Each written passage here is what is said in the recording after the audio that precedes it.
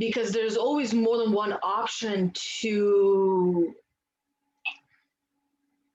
we how do I put it? In the moment of when we are being faced with a conflict, and a conflict is what we feel inside. It's not outside of us. The conflict is inside. So when I feel the conflict of, do I stand up and fight? Do I pretend it's not happening and allow it to happen? And what would be the consequences of that? And then there's also, when you decide to fight, there's different ways of how you can fight. You can fight to win and make sure everyone knows what you have to say, and which means that pointing the blame, right? And pointing the finger and saying, you did this, you're doing this, and look what you're doing. And since now we're recording, what I will say is, where is this coming from? So this is coming from an experience that I had with my children when we went to the dollar store. And I typically don't let the kids pick anything that they want to buy unless they have their own money and they can pay for it. But this time, because I teach them to save for themselves and pay for themselves, right? It's just, I don't know, just how I've done things, and I feel like that's the right way to do. And having worked at the bank, I know it's the right thing to do, because otherwise they don't know how to manage their money, right?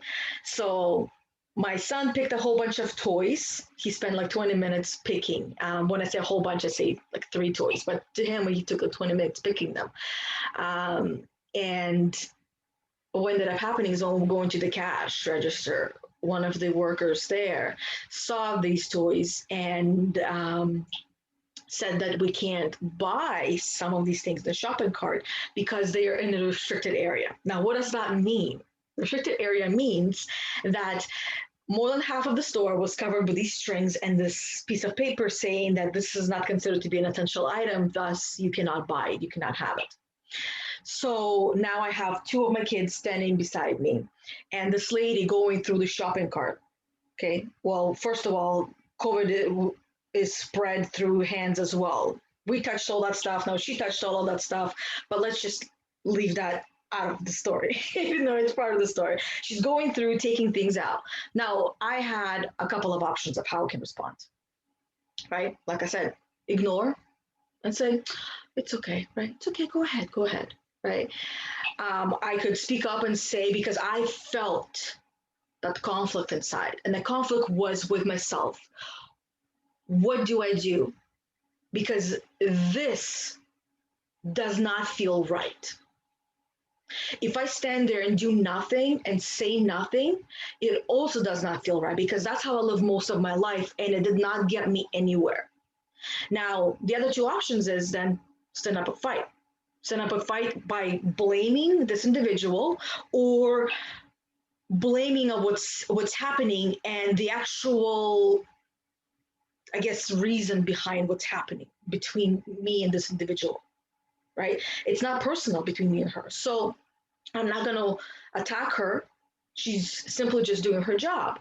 But at the same time, I can't stand there and say nothing, because, and I use this example in my group coaching, and what we have all come together and basically realize in this example of energy levels, right? How you can, level 1 is standing there being the victim and not doing anything. Level 2, in my experience, can be split in 2. One is when I need to win and I need to fight, which means blame you, and the other is me just speaking up and using that energy, which is exhausting, actually. Right? So the reason why we use it is then, what would be the consequences of the 3 actions? Because there are choices, and we're all making choices, whether we are conscious of that choice or not, of what would be the consequences of my actions, whatever the actions were, to the kids, to me, to that lady going through my shopping cart, to the customer in front of me, to the customer that was being served, and to the person that's serving the customer, right? Will be the consequences. And which one would I want to live with, because my integrity is at stake here, right? So I chose to speak up without blaming anyone in the store because it's not their fault. And at the same time, letting this individual know by planting a seed of what can these types of actions that you have no choice over doing, because I know your job in the whole entire store is at stake here, which I understand. So I know you're doing your job, but how can this possibly affect the children? Watching their stuff being taken out of the shopping cart that they spent time picking out of all the things that you had there. 20 minutes to pick 3 toys, right? Um, I haven't gone through anything like that as a child, but I know when I've lost toys, I felt bad. So I wanted to share that to show that we all have a choice of how we can show up in any situation. You get in a car accident, you have a choice, right? You can take ownership or you can blame, or you can resolve it without blaming yourself or the other person, right? Coincidence, what happened? Maybe you meet the love of your life that way. We've all heard the stories like that. I mean, that could be your best friend one day. You never know. So approaching every conflict from a conscious place. I guess that's how I would explain it. Being aware of the situation. And it's almost like seeing what can happen if you make this choice.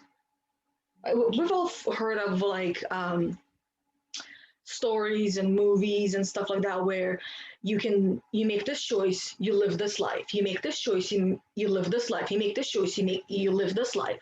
So this is what we always have in front of every conflict, in front of every day that we wake up. We're facing choices. Most of them we're making unconsciously, but once we start bringing awareness to how we show up every minute of the day, that is when we start to make conscious choices. And I made a conscious choice of how I wanted to respond in that situation. And I I must say I'm proud of myself for doing that.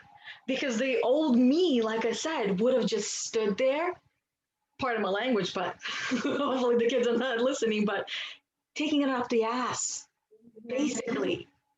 Yeah. Right. And I did not want to do that anymore. I don't want to do that anymore. And I don't want to fight. Yeah. So I'm using level 2, a fighter, for its advantages Yes. and leaving the disadvantages. Because in the end, even though I felt a little tired and like, I don't know how to explain it, it's like really tight in the chest, but at the same time, relieved in the chest. It's because I use that catabolic energy. And when we use energy, still need to be recharged, right? So I have my ways of how I recharge, and I encourage everyone to find their own. Yeah. Yeah. There's just so much in there that um, I'd love to circle back to and point out. And so, something that really stuck out to me is recognizing your core value of integrity. And in order to remain in alignment with your value of integrity, you needed to speak up. And to remain silent, it would pull you out of alignment. It would have been a deviation, a separation of self. So, by speaking up, using your voice, you remained in alignment and true to yourself. Wow, recognizing all the other circles of feedback, circles of influence around you, taking into account your children, the employees, the other customers. And that when we do expand our consciousness to make space for such a wide ranging view, we are able to process at these quantum levels and choose which timeline most aligns with the essence of who we are. And as you're talking about the different movies where you make this choice, that's your path. You make this choice, that's your path. I call that timeline hopping. And you saw the former version of yourself who would have taken it up the ass. That would have been one timeline. And it would have been a repetition of karmic patterns. And you timeline hopped into a new timeline where you're standing firm in your truth. And and something else I wanted to touch on is this. I was feeling this combination of level 2 and level 7 because the result of level 7 is creation. And that's what it takes to create a whole new timeline, is that some other characteristics of level 7 are fearlessness and absolute passion. And it sounded to me like you were able to use that level to as the catalyst, the energetic boost to then be the archetype of fearlessness and speak from that place of absolute passion, creating a whole new timeline. So the result was creation. Maybe the words you were saying, the person you were being, the scene that you were creating, the other people present, maybe their consciousness has never been exposed to that before. And maybe they went home and thought a bit more deeply about that interaction. So it was like just a beautiful combination of those levels, and we can use that level to propel us into the new. It's like a springboard into a new timeline where there are other options, all these other options, all these other ways of being. Yeah. I also can't help but notice, just like, come on, where's all of our common sense? Like, how is it common sense if there's a virus that's so contagious that we all need to be in lockdown? Then where's the common sense in sticking your hands in someone else's shopping cart and removing items that they and their children just touched for the sake of following the rules? That there are all these moments in our civilization right now that I'm just watching thinking, where's the common sense? And that's one of those moments. Yeah, I like, and that's what I thought. I'm like, this is not making any sense. Like, they themselves have just poked so many bubbles in this balloon, like so many holes in this balloon, that it's starting to deflate. And I didn't have any belief, any trust in in what's happening. The moment it started, I remember we've had conversations where I'm like, I know that there is so much more to this. Like this, like the way I explain it is like it's not real. Yeah. Yeah. Like it's not real. None of this is real. This is just one of these timelines that somebody has decided for us to test us and see, not only to divide it and conquer, but to test and see what it takes to break certain people. How they find ways, information, right? The information is a tool and is so powerful. We've heard many quotes of knowledge is power, right? So knowledge is also, the word demise comes to mind. Like, and when certain knowledge is given to people, that brought into the house is like poison.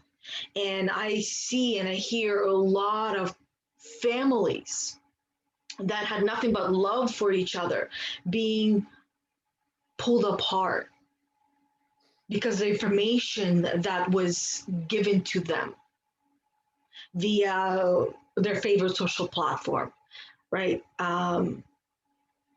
It finds its way. We see technology as a source of entertainment and a source of education and source of connection, whereas the people that created internet, they had a purpose for it. um, and that is to gain knowledge, to gain information, to gain insights. For them, everything is a gain. So the more that we put out there, the more they gain. um, and and that is becomes the challenge now, because everybody is now online. Everybody is um, everybody's connected virtually, because they're not allowed to get together. They're not allowed to hang out. And I know, like in Canada right now, everything is very, very, very interesting. Where, like I said, at a dollar store, you go, more than half of the store is blocked off by these strings and the pieces of paper saying that these items are not allowed to be sold. And then to me, it's like, well, what's the point of keeping the store open where most of the items that people actually are wanting to buy, especially this time of the year, right? With gardening, with doing things outside of the house, it's all blocked off. You can't buy it. So it becomes quite challenging for people to face this new world. So they're brought down to the catabolic level. People that have generally have been really happy and joyful are slowly finding themselves having doubt and fear. And communities that have been together being brought apart, or almost like torn apart, because of misfed, misused information. There's a lot of conflict happening, right? Just with every conversation, even this conversation, is about one common one common threat that is not that's actually considered to be a common flu.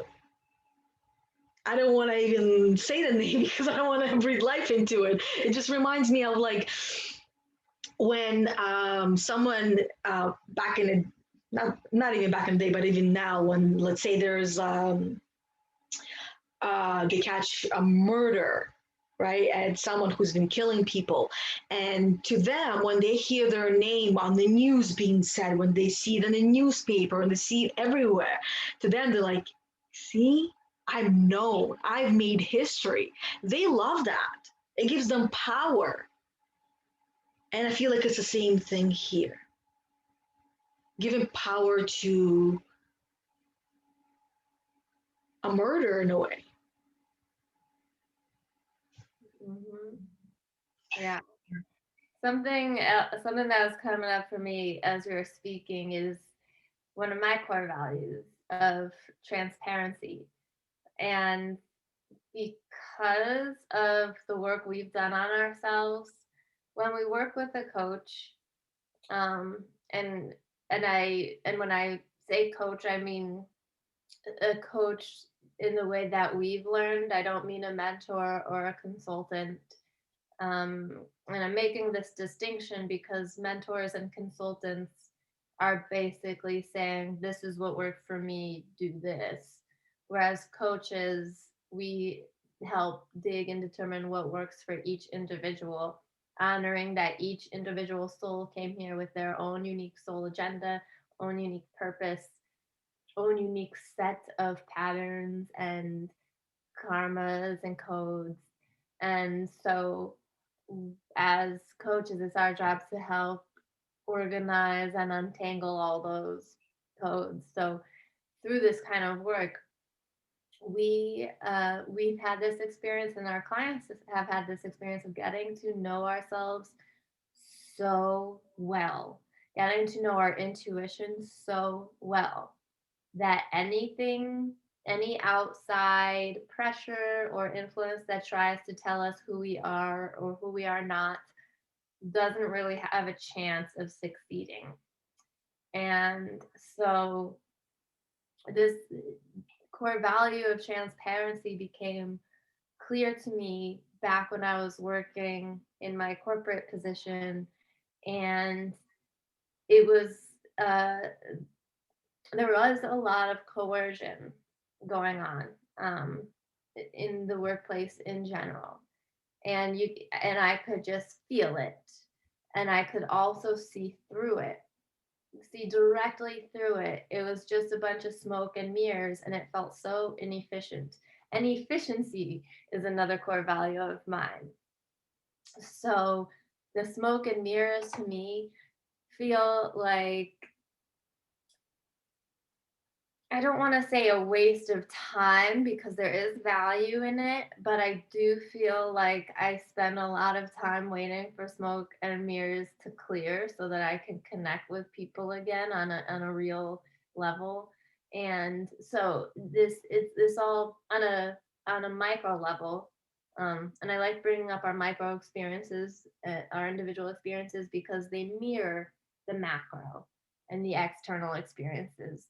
So one of my experiences in the workplace, um, basically what was happening was my boss kept painting this picture for me of my future at the company.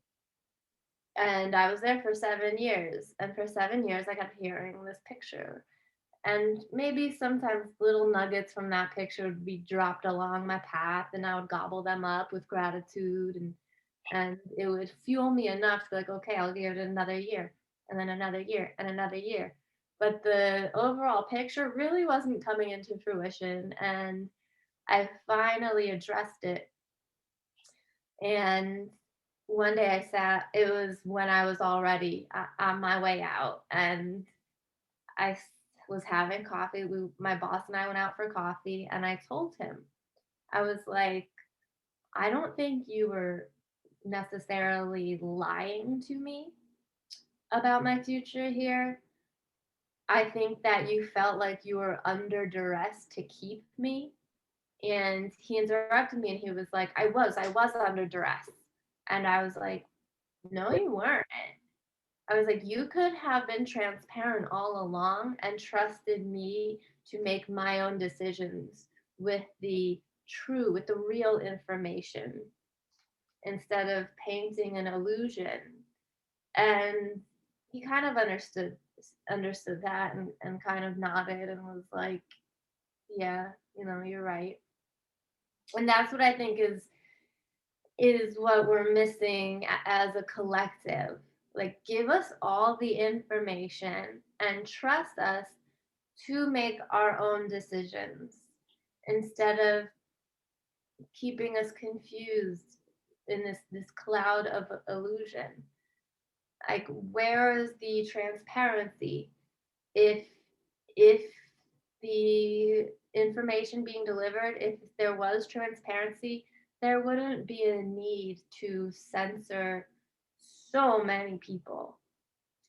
Like, the social media is censoring people who are sharing their experiences that have nothing to do with COVID. They just have to do with vaccine injury from other vaccines prior to COVID.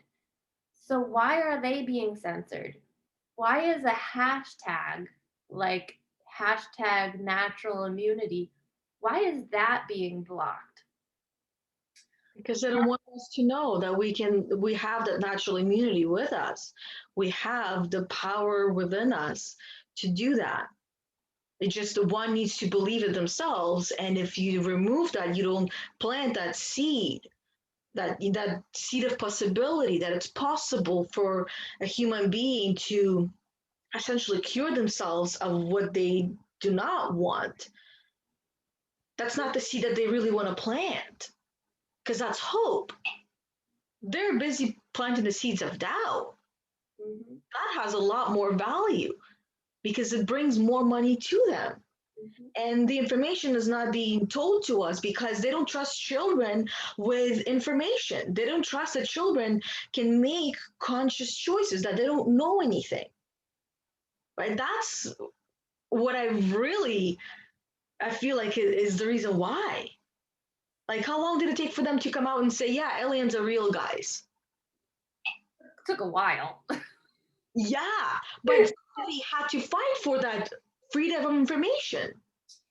And that, I feel like that's another one of those, like, as I was mentioning the crumbs that my boss was leaving for me, I feel like that's one of those crumbs like, oh man, like the people are really catching on to us. We got to give them something.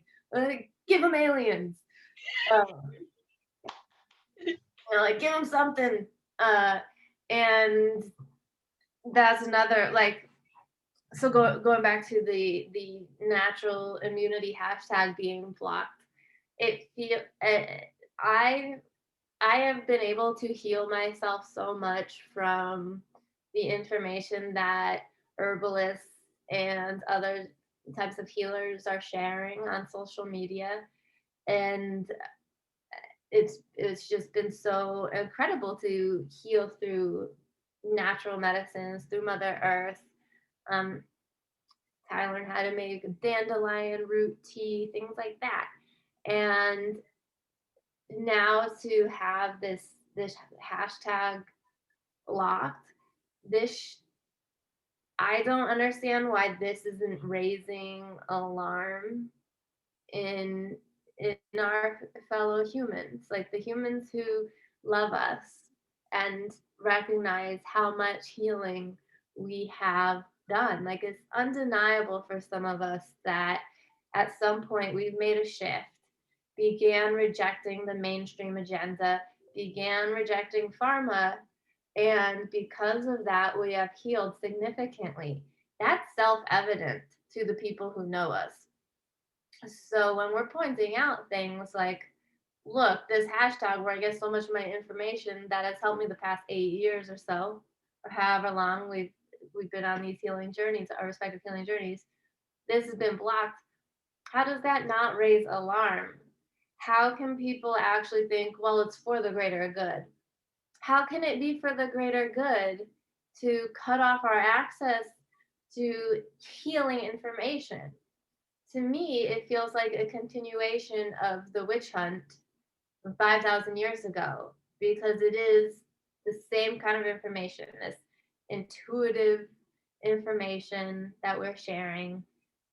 Because a lot of it is intuitive, a lot of healing in the body is intuitive, and sharing these are ancient practices. Breath work, natural immunity booster, that's ancient. Yoga is a natural immunity booster, also ancient. And technology, pretty new. Social media, pretty new. And now social media is blocking access to these ancient practices. How is that not raising alarm in our fellow human beings? Because they're busy and occupied. They're distracted, like you said, bleeding the crumbs.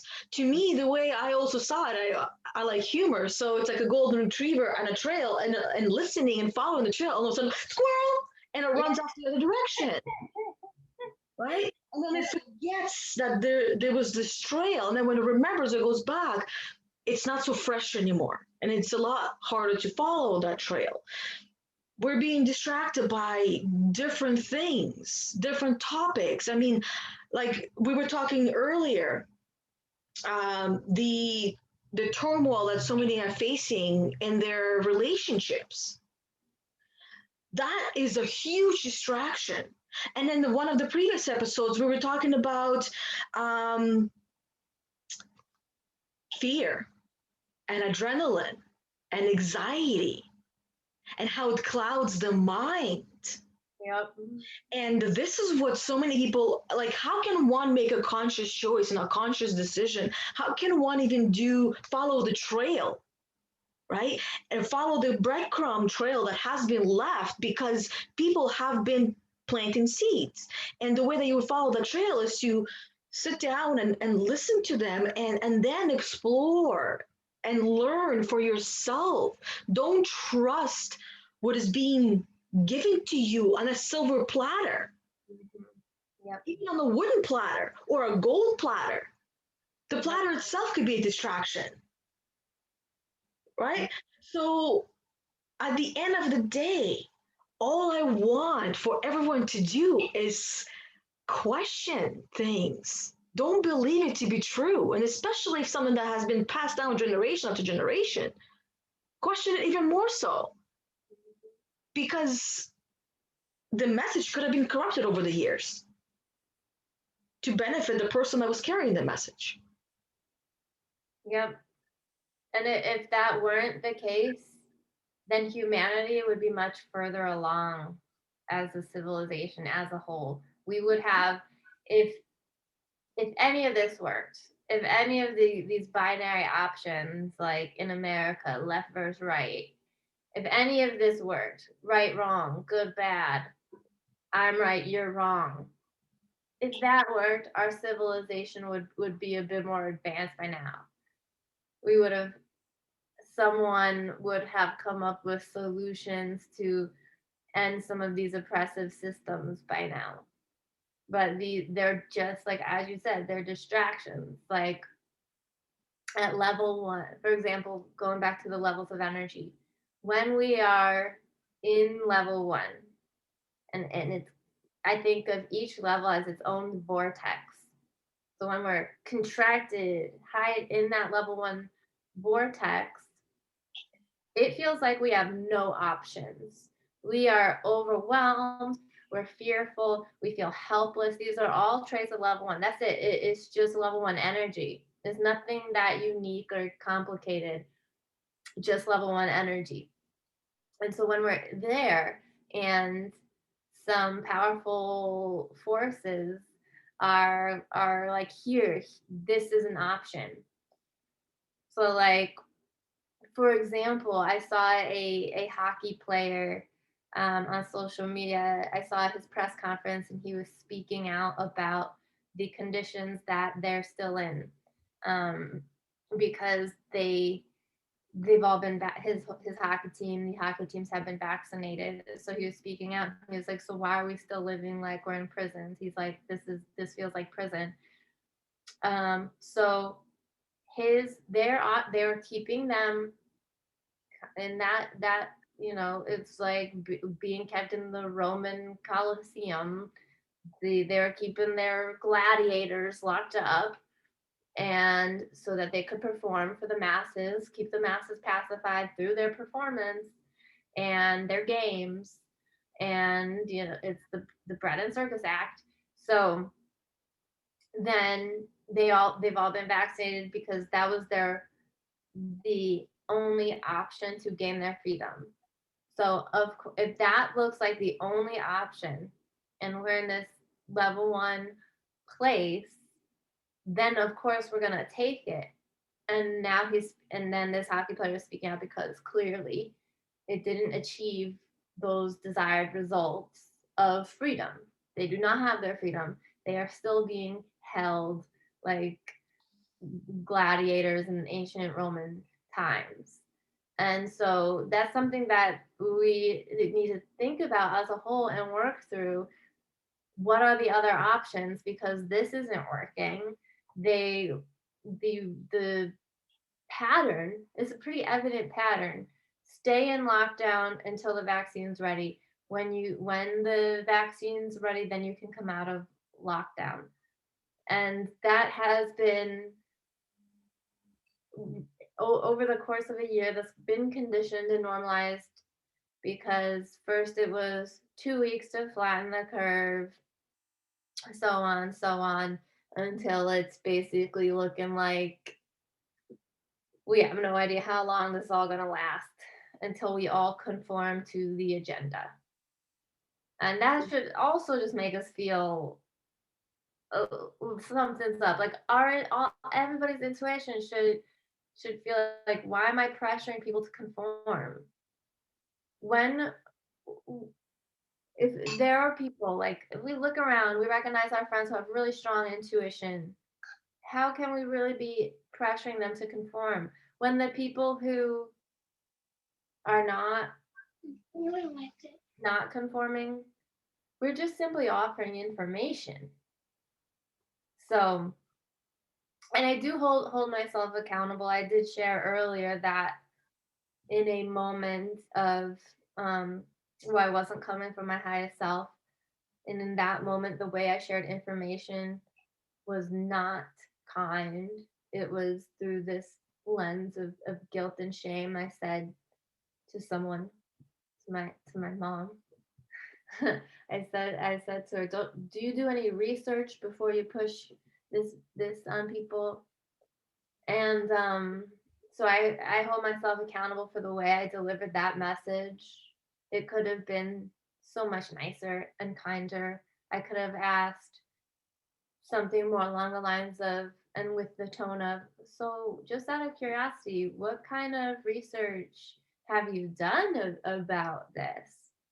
And had I had my full capacity, um, my high, if I had my highest self present, maybe I could have delivered the message that way. It's the same message of, look into this, look into what we're putting in our bodies. But the way I delivered it was level 2, which puts her on the defense. So I do hold myself accountable, and any of us who are truth seekers, and we believe that we're delivering this information, it's important for us to also keep in mind, if we're delivering from level 2, then the people on the receiving end are also going to be put in a position where they have to defend themselves from us. And we don't want to be putting people on the defense. We want to be open. Like, if we think of the teachers we learned the best from, because when we're sharing information, we're teaching. Did we learn best from teachers who made us feel stupid, or did we learn best from teachers who made the learning space a safe space in which to be vulnerable enough to learn and to admit we don't know what we don't know, and therefore feel safe asking questions and looking into information that might cause cognitive dissonance. And I think that's what so many people are fearing, is the cognitive dissonance of being like, look, these people you thought were your heroes, they're not your heroes, they're not your saviors. In fact, they're trying to kill us all so that they can repopulate the earth. That's a lot to take in. That sounds pretty far-fetched. Yeah, and very quickly labeled as a conspiracy theory, right? And that's another phrase that has been used to deceive people to instantly say, "Oh, that's not true," right? It might not be true, but it might be the truth. Mhm. And we have learned through IPAC that there is a difference between what's true and what's the truth. Truth is the universal truth, right? That's something that you simply just can't change. It's something that is the truth, and what is true is what you believe, right? And what you know to be true, which might not actually be the truth, but to you it is, Mhm. right? And right and wrong, good and bad, doesn't exist. So whatever you believe to be true, it is true, and there's nothing wrong with it because the wrong and the right doesn't exist. um, there was a lot that you shared with, in order for the gladiators of this day and age to participate and earn a living through their battle that they do, they must conform, whether they want to or not. Um, there was another phrase that I've heard quite often now, and that is that what the government is waiting for is for 75% of the herd to be vaccinated, because that is how that's all they need. 75% of the herd. And I had to ask, wait, what word did you use? Can you repeat that? You said herd, right? Yes. We're all sheep being herded into the pan, and the 25% is allowed to have a choice of not be vaccinated. So I can tell you're really excited about that part, Rachel. Honestly, it's like, it gave me all kinds of chills, and yeah. it just feels like bringing up all types of emotions of like I feel sad for humanity and and in this moment it's bringing up a feeling of helplessness because if people can't see that how damaging that language is to think of us as sheep as a herd, there's really and it's happening so quickly Yeah. that is just making me feel yeah, a little bit helpless and which is not typically I feel like we can each make a difference and I know and I trust that even having this conversation is making a difference, but that like that kind of a number like 75% is also making me feel like 75% of the populations might have a problem with me.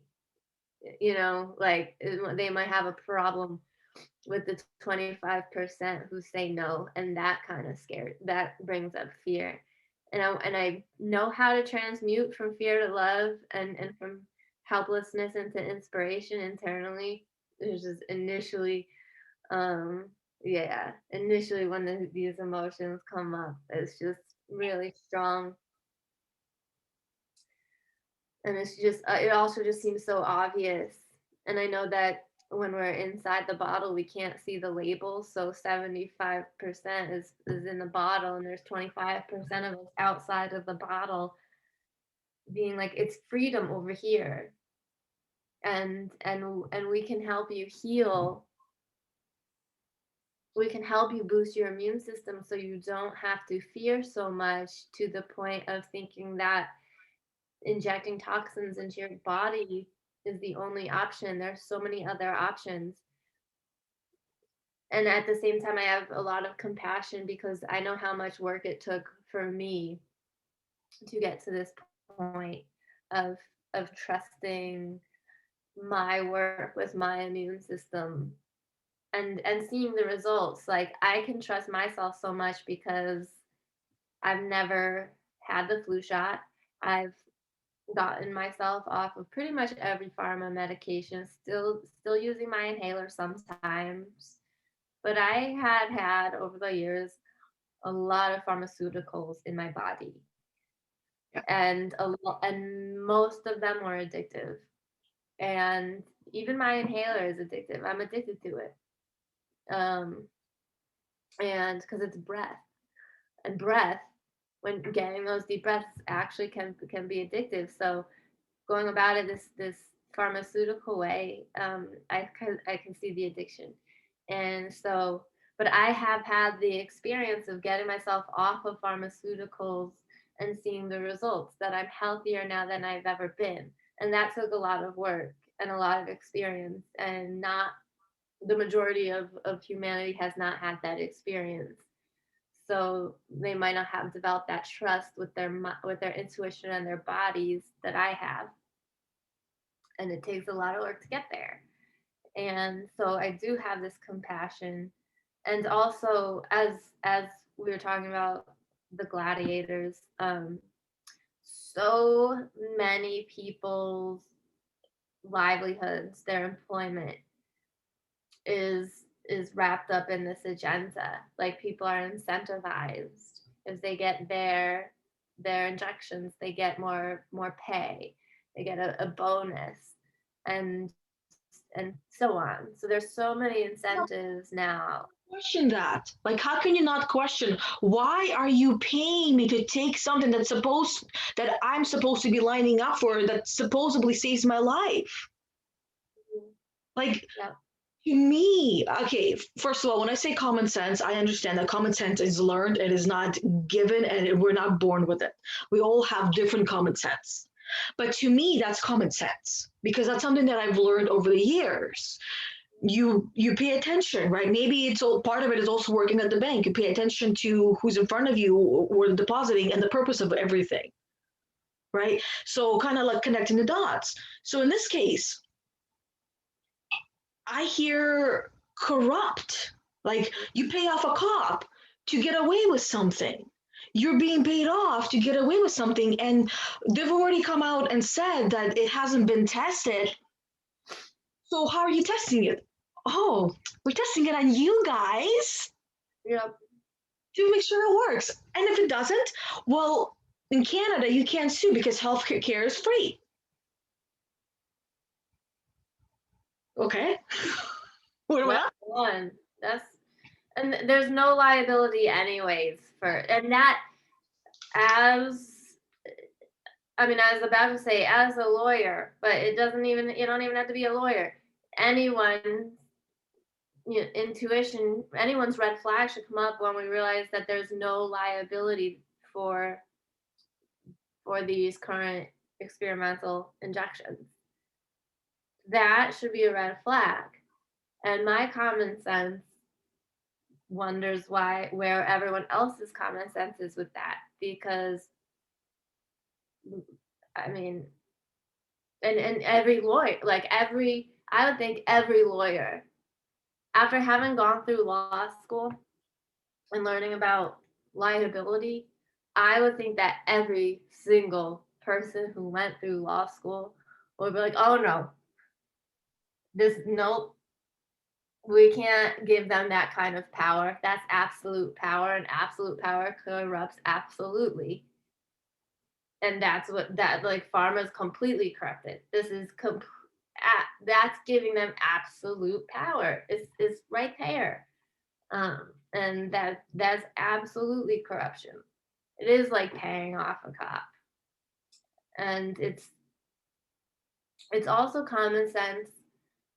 I I know that this isn't something that everybody has learned because we've also been programmed by the sugar industry. But sugar is one of the worst things for our immune systems.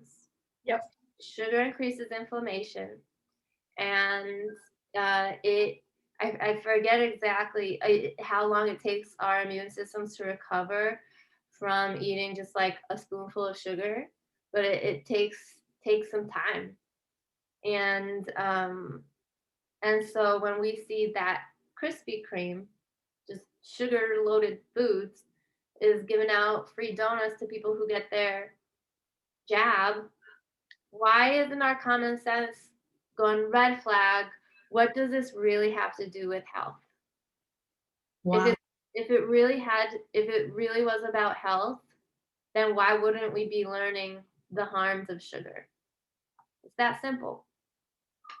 I I was driving by with my husband by the one Krispy Kreme donut place that we know um, in not necessarily our area, but where we used to live. And there was such a huge lineup. Everything else was closed. Such a huge lineup, like a whole parking lot going around. And I'm like, what are these people doing? Like lining up for donuts. But if they're free donuts, that makes sense. Now, I've tried Krispy Kreme, and as incredible as they are, oh, like it's so sweet that I could only have one, and then I would need like a bottle of water to dilute the sweetness. And I remember I had two at one point, and I had my body, like my arms were tingling. And that was the last time we had Krispy Kreme donuts.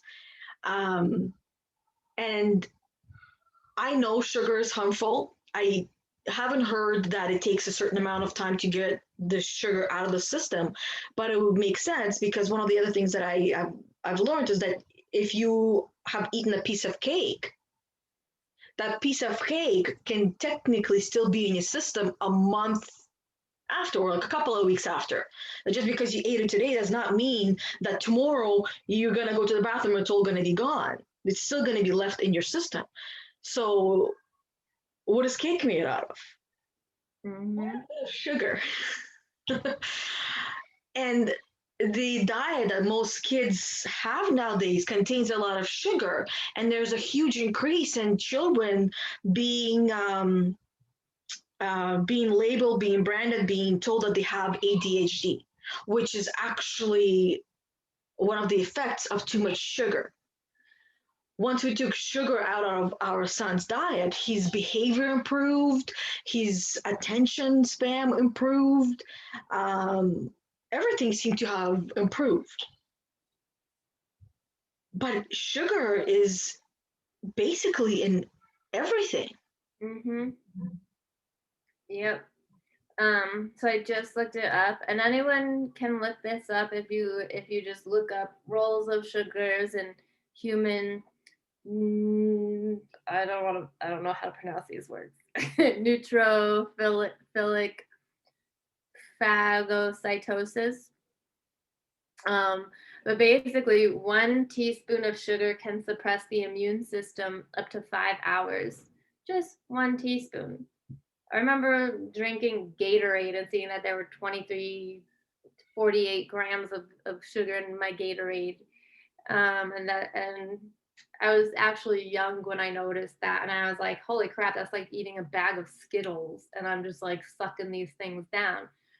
Um, and so if we take that into account, 1 teaspoon of sugar can suppress the immune system up to 5 hours. And people are getting their jabs and then taking their record of having the jab and going right to Krispy Kreme. How many teaspoons of sugar do we think are in those donuts? So not only is our body adjusting to this new, basically these new proteins that we don't really, it's basically like spiking all of our proteins at the cellular level, while our proteins our cells are trying to adjust to this new information, this new code. And then we're eating donuts that can suppress the immune system. um, that really ought to make people consider, bring up some feelings of doubt that this has anything to do with our health. You know, they're not giving us the jabs and then saying, okay, now let's perhaps try some breath work. They're not sharing what kind of foods boost the immune system. So if disease is caused by um, unhealthy immune systems, then why wouldn't we be learning about how to boost our immunity? You know, elderberry syrup. Why not, like, here, have your injection and then here's some elderberry syrup. Donuts, sugar, and we're not seeing that there's anything strange about this. I do, because um, when a kid goes to a doctor and the kid gets an injection, what is the kid given afterwards? Lollipop. Why? What does sugar do to the brain? Well, kind of hijacks it. Kind of, actually, you know what? Sugar uh suppresses pain. Yeah, It's kind of like heroin. it's Um, actually worse than heroin. And I've seen how they've seen brain scans, showed brain scans of someone who's taken a shot of heroin and I think a teaspoon or tablespoon of sugar, the effects are stronger from sugar. here's this. Okay. In experimental situations, when rats are given a choice between sugar water and cocaine, they go for the sugar water far more frequently.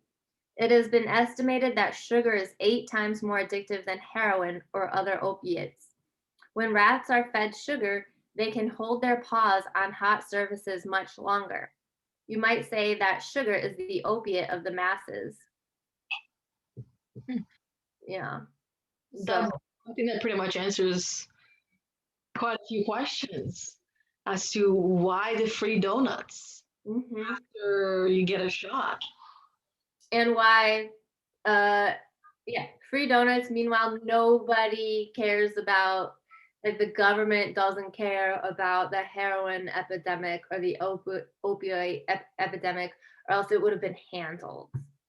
Well, I have heard quite a few times that all of that is also to control a certain population. So if they really wanted it gone, it'd be gone like this because they are the law.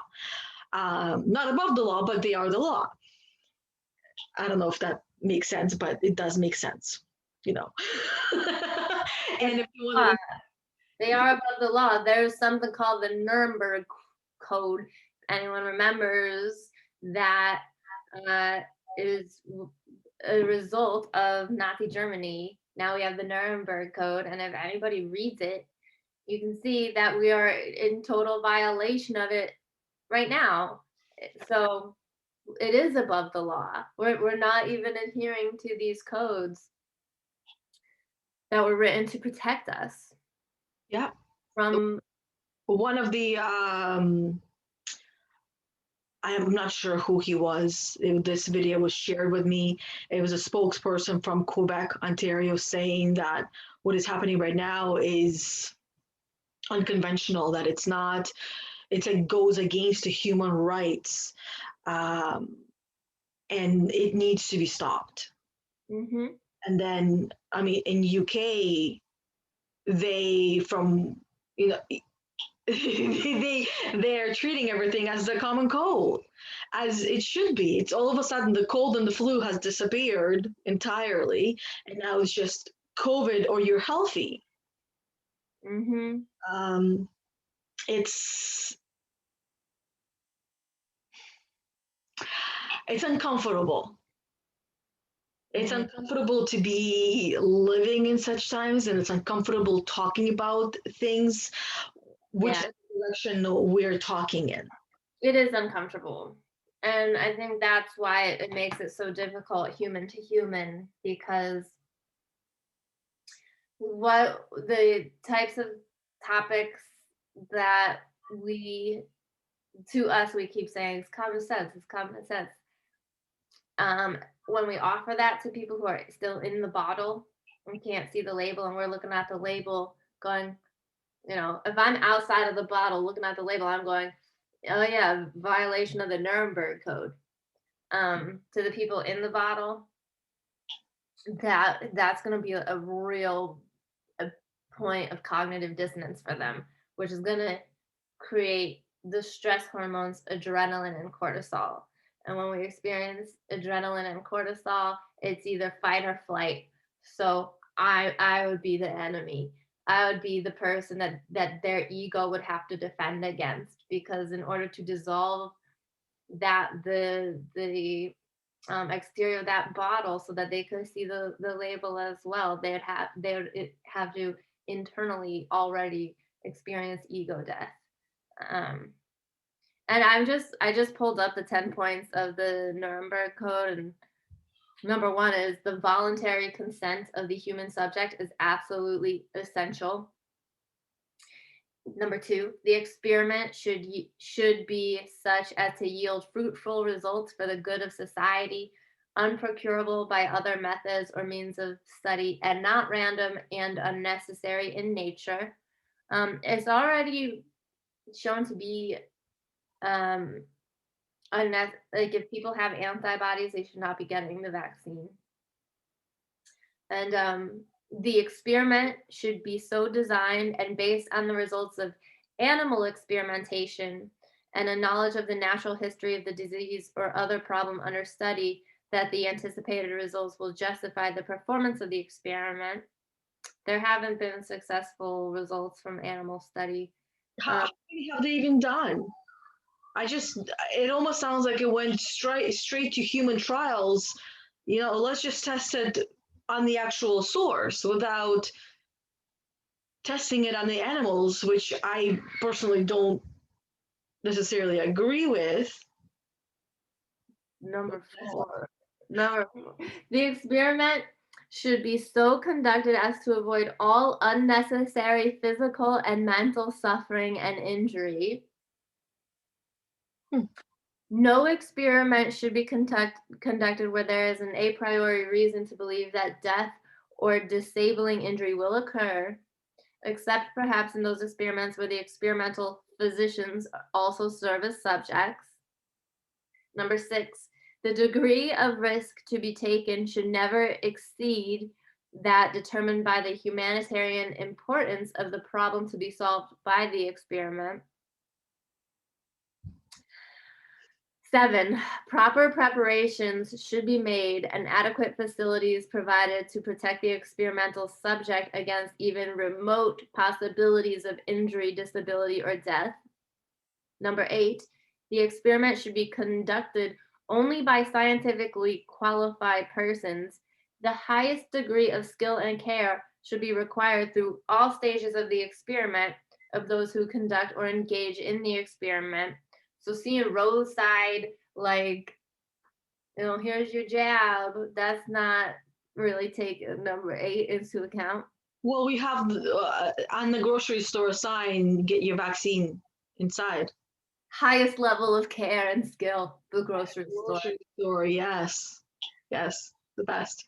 Ooh, number 9. During the course of the experiment, the human subject should be at liberty to bring the experiment to an end if he has reached the physical or mental state where where continuation of the experiment seems to him to be impossible.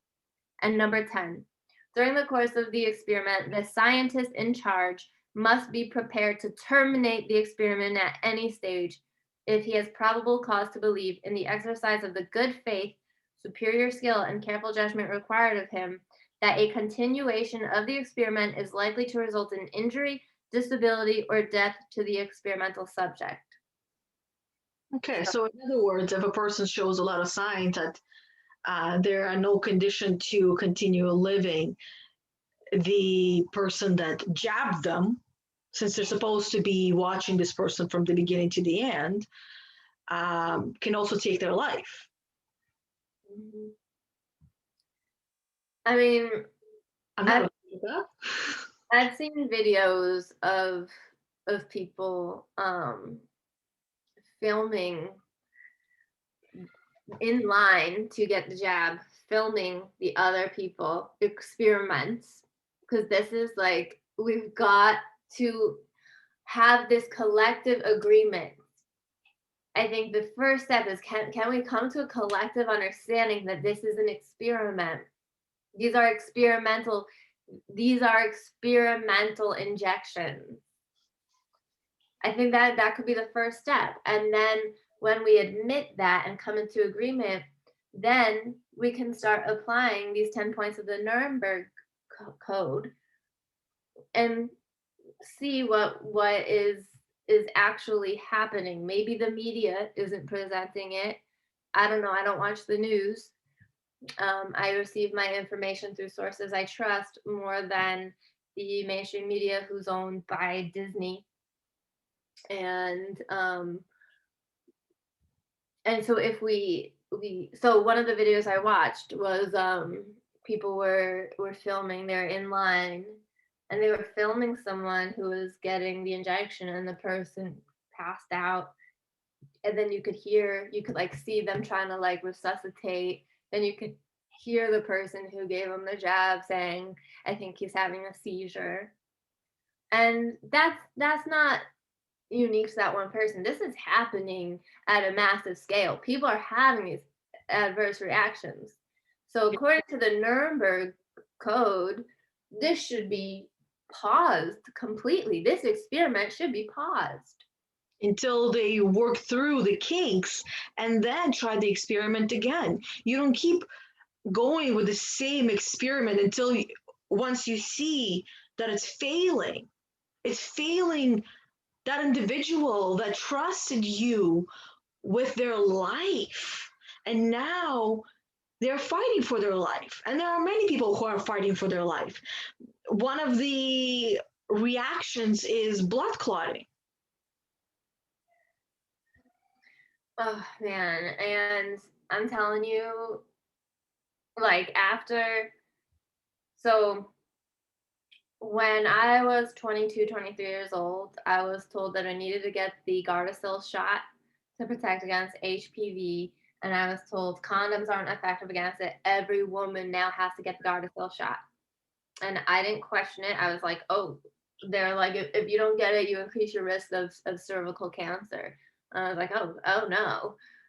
I didn't question it. I didn't ask about side effects. I trusted, you know, my mom. She was the nurse. I trusted her. I trusted her doctor's office. And speaking of blood clots, my cycle has changed so much. I remember what my cycle was like. And my cycle has changed so much since then, and it continues to change. And one of the things that I notice are in my blood that I is newer are blood clots. So if I'm already seeing that in that's part of my cycle, I'm not gonna add the possibility of blood clots. I've already seen this coming out of my body, and I think that women everywhere are beginning, like something I've noticed that women everywhere are beginning to speak up against this vaccine, the HPV vaccine, something completely different, and we're being silenced. And I will say one thing that is different between today and Nazi Germany, that the Nuremberg code was created to protect us from, is that that was before the rising of the feminine divine, and before women fiercely reclaimed our intuitive right to understand our bodies and protect our bodies. And so when I see women speaking up against adverse reactions and effects of pharma, it does give me a lot of faith and a lot of hope, because we, women rising, rooted, we're not going anywhere, and we will be heard. When it comes to us and our bodies and untangling ourselves from this pharma web of illusion, we stand so firm. Like once I got off birth control, once I got off so many of the pharmaceuticals I was on, there was no chance they were coming back into my field. And I know so many other women feel similarly. After, like, I had a conversation with someone recently about, she felt like she quit birth control and felt it leave her body and felt her hormones come back into balance, and she felt like herself again. Once a woman has that experience of feeling like herself again, game over. We're gonna be fiercely protective of the essence of who we are. So that is something that gives me a lot of hope, is that women are speaking up. Yeah, they are. And women are becoming a lot more in tune with their bodies. Mm. Men are as well, but I do talk to mostly women. So I can't speak for the male population, but I can speak for the female population, where they have, many of them have become more aware, more in tune with their body, and knowing how their body reacts to certain experiments that they put their body through, whether it is taking an Advil, or going to or birth control, or natural natural plant, and they see the difference of what happens inside the body, which is physically, mentally, and emotionally. It affects the whole entire system. So one of the things that I have recently has been exposed to is kind of like a map of what the body looks like on the inside, and it really looks like if you put 100 subway maps or metro, where the train goes under the ground. If you put 100 of them together, and they all are connected. So that's what our body looks like on the inside, how the system is connected. And when you take an Advil for your headache, it will relieve the headache. But the side effects are only those things that are seen on the surface. All the things that float up on from the inside of the body floats up onto the skin, and you can see it on the outside. So they say that that is the side effect. Now, if you think about the side effect, it just says this is the things that you see on the surface. But going back to the system, that is the body, it goes through the whole entire system and affects every single thing. And I remember one of the things that I used to say is that I don't think anybody has said this to me, or maybe they have, but I remember even as a child I always said that it affects everything, that it's not just for your headache. You take it for your headache, but it affects other things, right? It can change your body on the inside. You won't even know how. Now, that's me as a child. And that's not something that I continue to talk about year after year after year, but it stays with me. And now, having seen that map of the body, it reminded me of what I used to know as a child, of what is the truth. The symptoms are true, but the deeper truth to that true is how it affects every single cell of your body. How? That's not a question I can answer. I don't know if it's a question that anyone can answer at this point, because the the studying of the human body has been going on for many years, but not in detail, just focusing on every single cell, right? You need a lot of scientists being focusing on one body and each cell of that body to see how it's been affected, and also looking back at what kind of a life did this person live. And with the technology such as the social media, it has become a lot easier for people to study the human beings, because people are posting what they're eating.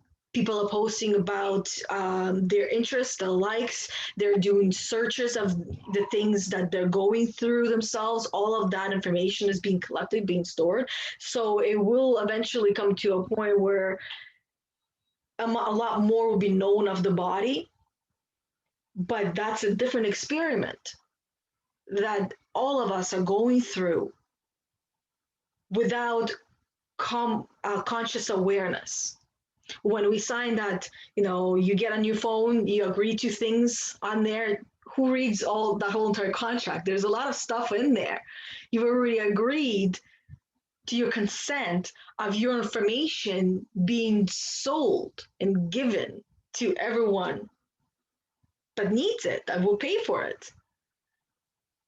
So we are agreeing to this experiment, whether it's a social experiment, whether it is the vaccination experiment. We are agreeing to all of these experiments without conscious awareness of the agreement.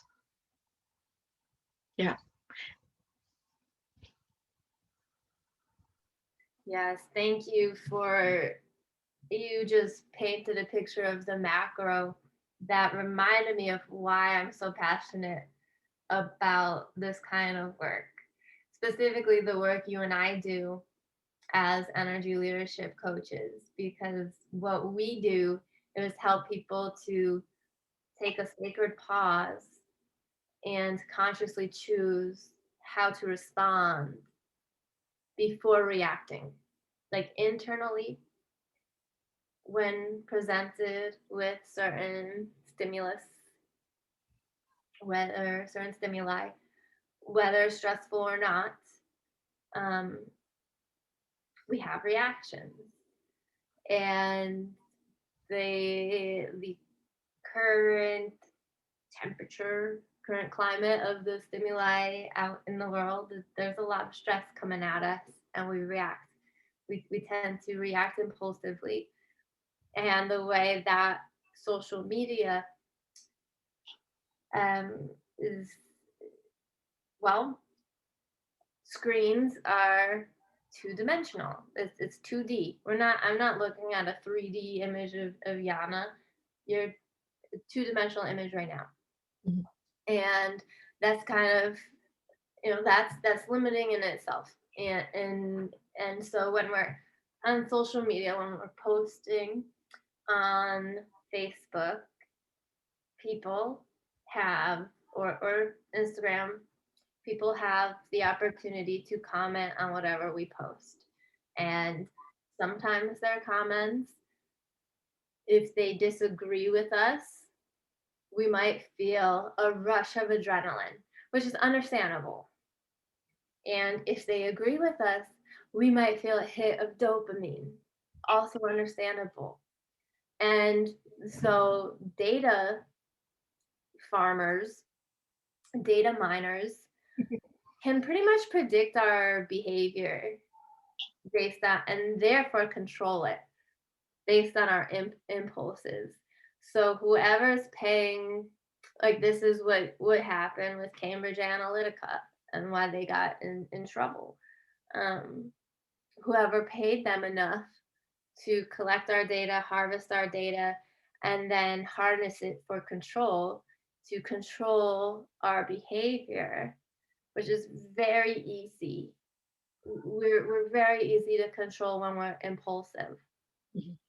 Whoever paid them enough could control large populations. So what they did, with Cambridge Analytica teamed up with a certain political party and saw where there were pockets of populations that were undecided politically, and so they targeted those populations with through social media, knowing what would sway them.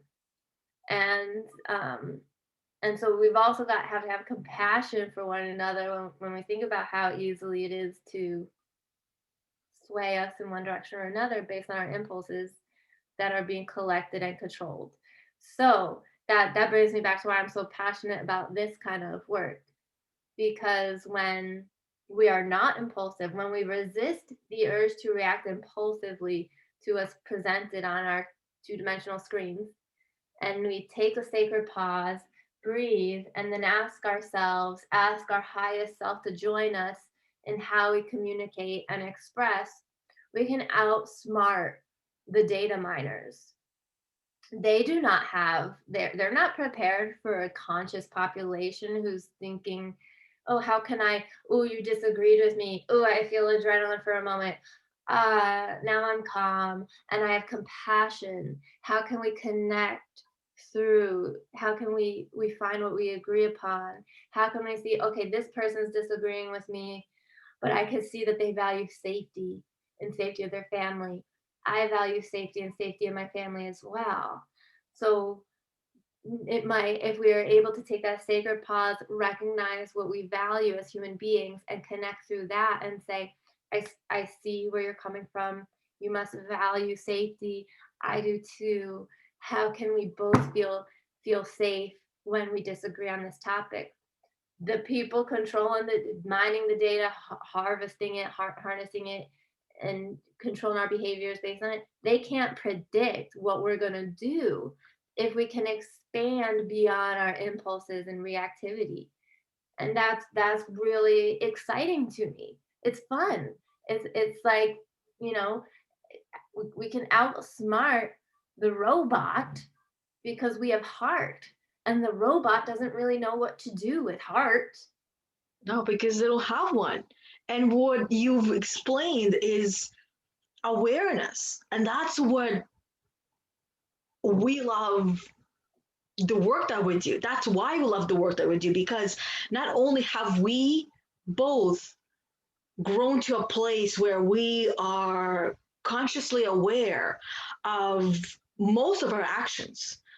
It would be it, it's not impossible to be fully aware, but it is possible to be very aware that we're almost fully aware of our actions, of everything. And it's important to be aware, because that once we become aware, we not only become aware of this situation, of this problem, of this challenge, we become aware of the options that are in front of us that are no longer limited. It lifts that cloud of adrenaline and fear that so many are carrying. And also with that example of what, how that mining is being used against us, that's a perfect example of how families are being separated as well, because they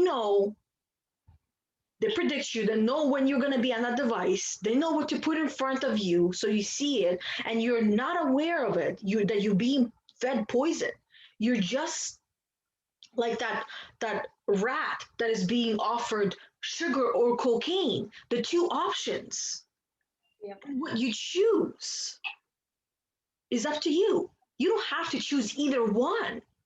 You can just sit there and become aware of the other options that you have that align with you, which starts with you working on yourself and understanding yourself. And I see, Rachel, you are quite emotional right now. So I'm going to probe and poke and find out what is coming up I for can't stop. I can't stop. It's just coming up, just how we started the call.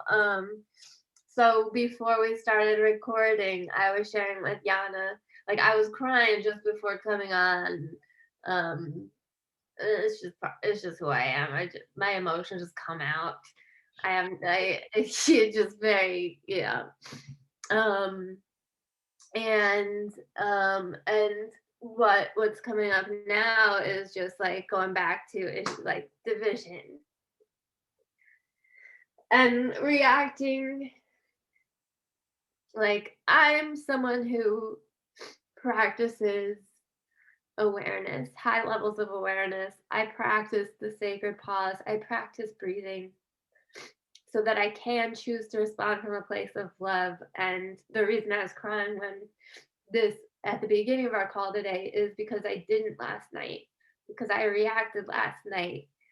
And so now I'm just kind of sitting with the awareness of how much that hurts.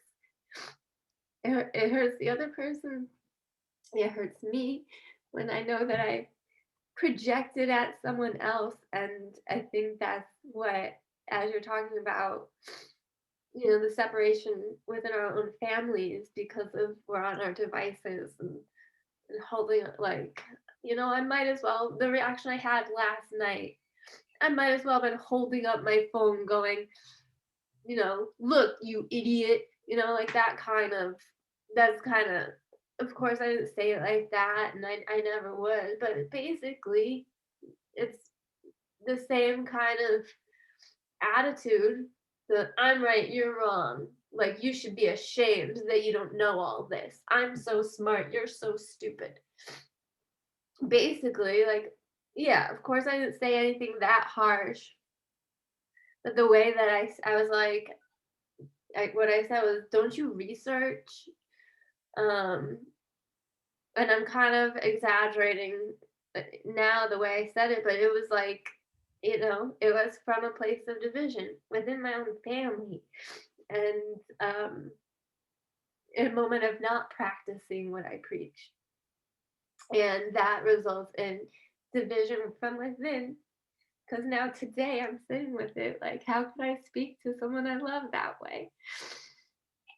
And that was in the reason I feel it so deeply too is because it was in person in the 3D world. We don't feel it that deeply when we're just barking at each other online.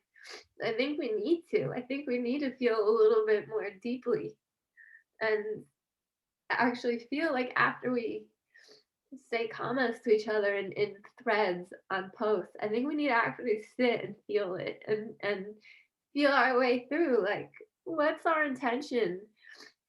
My like last night, so what I shared was, you know, when people say things to me, when people insult me or say things to me that trigger feelings within me of shame and guilt, I'm pretty quick to turn it around and ask them, what was your intention in saying that? And it kind of trips them up because maybe they haven't done shadow work to really understand. For example, back when I quit drinking and someone who loved me was pouring wine for everyone at the table and said to me, "Still not partaking?" And I said no. And his response was, or his reaction, unconscious reaction was, waste of a, I think he said, what a waste of a good palate. And it made me feel shame. And I was like, what was your intention in saying that? And this is someone who hadn't done the shadow work to understand really. And he was like, oh, I was just complimenting your taste in wine. And, had it been a compliment, I would have felt that it was a compliment. So anyways, real quick to when I recognize that I've been hurt, real quick to be like, what was your intention in saying that? And so then last night, asking myself, like, what was my intention in saying that to someone I love? It was to make them feel ashamed and guilty for not doing the research. And I don't want to, play that role. I want to be a safe place for people to learn, to be vulnerable, to ask questions. And and yeah, and I'm feeling it so hard because that was in person. That was someone I loved. And if that was if we all communicated in person, I think we would be way more careful and way more gentle and aware that when we hurt other people, we hurt the collective, and most of all we hurt ourselves because then we have to live with it. um, so yeah, that's why I'm crying. It's gonna be an all day thing because How you start your morning is usually how you end your day, right? There you go. crying, laughing, crying, laughing. Level 1, level 7, level 1, level 7. That's just me because because it's empath stuff. Jumping timelines, like, or timeline hopping. Yeah. Right? And I just wanted to say thank you for being an example of the awareness that we teach our clients to have. Thank Being, you for thank you for holding the space while it all comes out. it's important. It's important to release it. I'm not here to judge you, therefore give you advice and tips and stuff because I know you have all that you need. My job here as your friend is to allow you to go through your own roller coaster of emotions. And then you found laughter in that, all on your own. And you shared so much love and passion for your loved ones and understanding that it wasn't your fault that it happened because of the program, of the things that you have been exposed to and the things that your mom has been exposed to. And it almost might seem like to some people that you're on opposite sides, but you're on the same side. Yep. And there are no sides of the coin. The coin is round. Whether you're heads or tails, you're missing the point. The coin is round. It has no sides to it, right? And you have expressed again so much awareness of how you showed up for your mom and worked through it quickly. Yeah. Like, instead of dwelling, because most people would be dwelling on something like this for days, weeks, months, carrying that guilt with them or blaming the other person. And in the end, there will be no resolve. Yeah. Or it doesn't sound like there's no resolve on your end. No, it's just bringing up even more compassion for I just think of my mom, people like my mom all the time. Like um she's done the Eli assessment. She has this big old bar low for energy. And there are tons of people who have these big old bars of level 4 energy, and they're being called sheep. And like people who are like there's all these there's a huge variety of truth seekers and truth seeking and sharing truth, and some are sharing truth out of anger and insulting people and calling people sheep, and and that's name calling, and anytime it comes up, my mom's the first person I think of. I'm like, it would break my heart if some of the anger that I see out there being directed at people who go along with the agenda, it would break my heart if that was like in real life in my mom's face, and she would be scared. And that's the kind of the stuff I think about all the time. And I think that's where my sense of urgency that I was feeling last night was kind of coming from. Like, she wants to protect me and I want to protect her, and my form of protection is just different. It's just, here, empower yourself with research, empower yourself with truth, and that's not the way I said it, obviously, and that's why I'm having such a roller coaster today. um but on a larger scale, when I do see the angry truth seekers insulting people, yeah, the first people I think of are the people I love, who are following along with the agenda. And if some of what I see on the internet was directed at them, it would kill me. It would break my heart, and I'd more be more ready to stick up for the sheep than the truth seekers who are aggressively educating. Yeah. I have this question that popped into my mind is how much of you Mhm. was present in that moment with your mom? Um,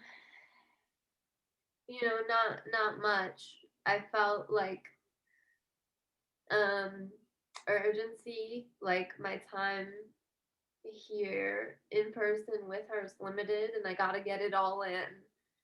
And um we don't really have discussions where we sit down and spend time. Like, my mom keeps herself, like, part of her trauma response is staying busy. She's always in motion. So if she's not cooking for herself, for my dad, for me, she's finding someone else to cook for her mom, and or my brother, or she'll go shopping. Like, she'll always be finding something to stay occupied. She's in constant doing, going. So when there is a moment where we are together and there's nothing else to be doing, it's like my ego's like, this is it, it's now or never. And when my ego comes out like that, then I'm not present. Like, I could have just enjoyed my time with her. Instead, I was like barking at her as she was walking away. Sounds like it was a program, right? Because she's running her program, busy, busy, busy, and then the moment that there's a pause, this it kind of gave me a visual that so many parents can understand right now is like whether you, let's say you as a parent is on your device and you're doing something on a device and a kid comes to you to ask you something, you're not there. Your response is bark, bark, bark, go away, leave me alone. I'm right here, I'm busy. Do you not see me doing something? How rude of you interrupt me in my sacred moment with my device, right? And the parent is not conscious in that moment. When they put their phone down, then they start to feel that kind of like guilt or shame of what did I just do? I just pushed my heart away. I just told my heart to go away, to leave me alone. Like, Yep. you're a nuisance. Yep. But that's a program that so many people are running on. And the same thing goes for your mom. Level four. Level four is give, give, give, give, give, do for everyone around you. And then when you have that moment for yourself, you don't even see it that it's for yourself, right? Didn't work? No, it did. You just need to sign in. Oh, it's blinking again. Hopefully it worked. Go check. Might be coming back. I gotta bring it closer to the to the Xbox. Um, what was I saying? The program, right? And this is where I myself have also been finding conflict within my own family, which I haven't had. Did that work? Which I haven't had in like ever. Um, and my ego, I notice it coming up as well.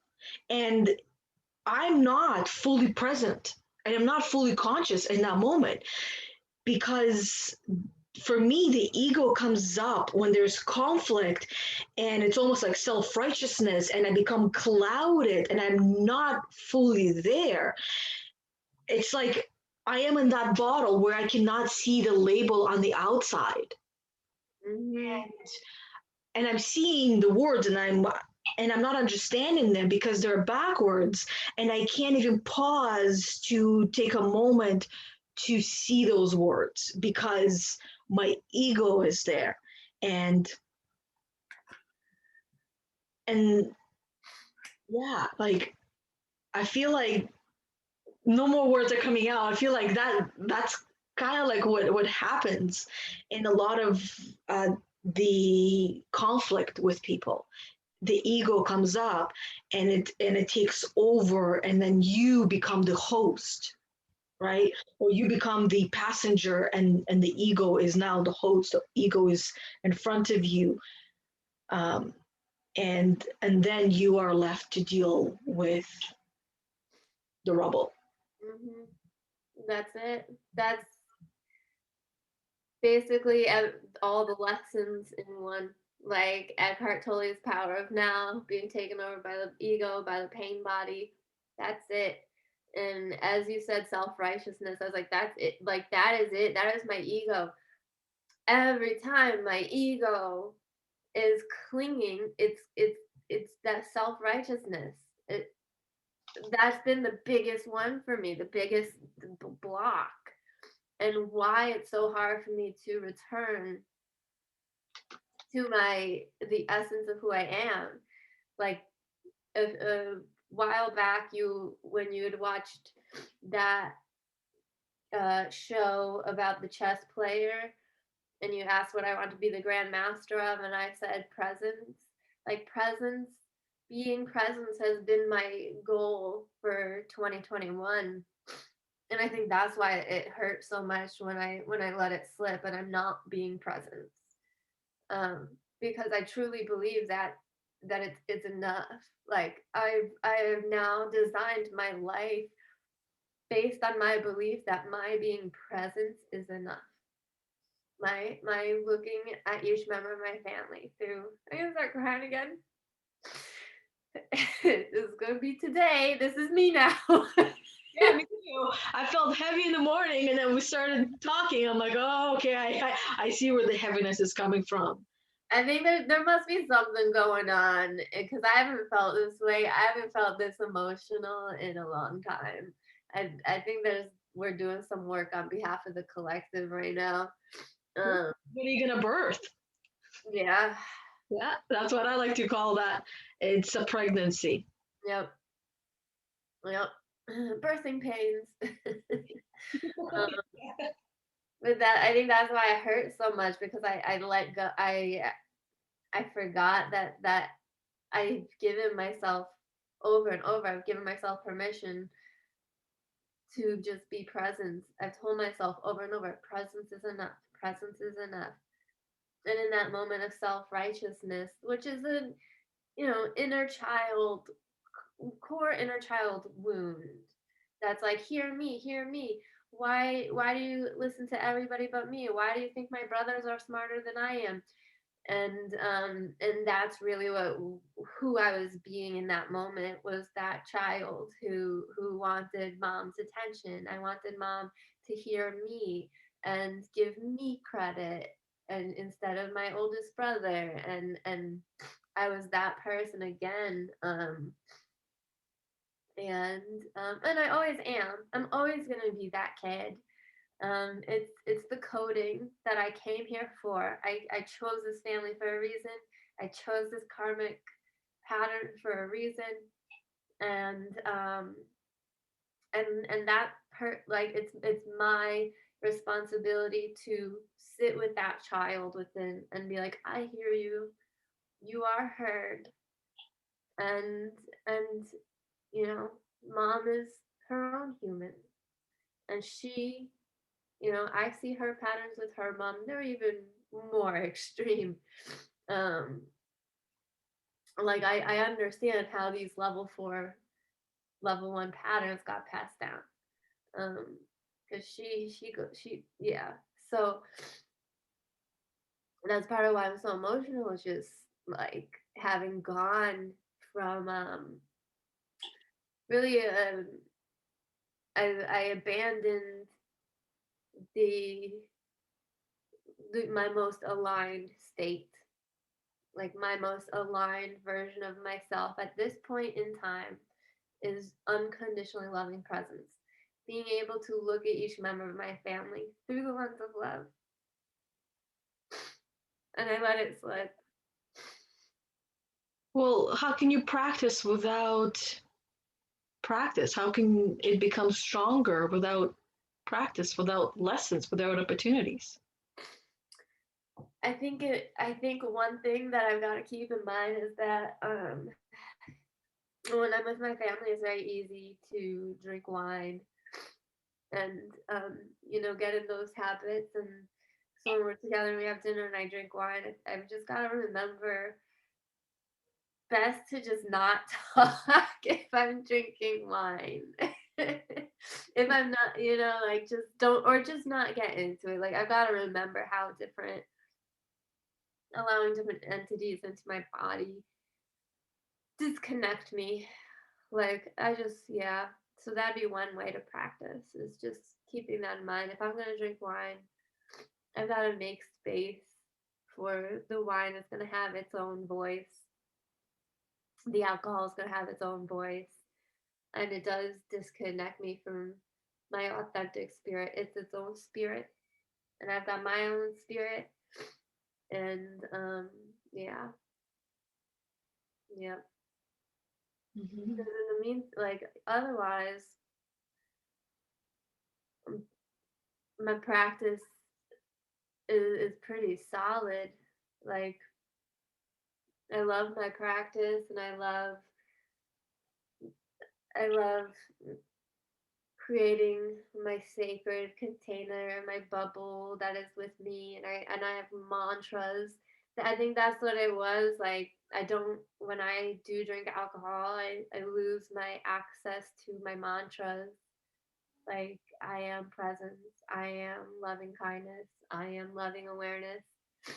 And once I'm drinking and the conversation starts flowing and I'm like firing, I want to be heard, my ego is present, the self-righteousness is activated, and I forget, if I'm here to be heard over other people, then and I'm here to prove anything, prove my point, um, then I'm disconnected from why I'm actually here, and which is to be in service. And if I need to be heard over someone else, then I'm not being in service. I'm just being egocentric. Isn't that the purpose of alcohol, though? To numb the senses, to numb the awareness, to allow the subconscious program to come out. I'm sure we've all heard phrases, if you want to get to know someone, you get them really, really drunk.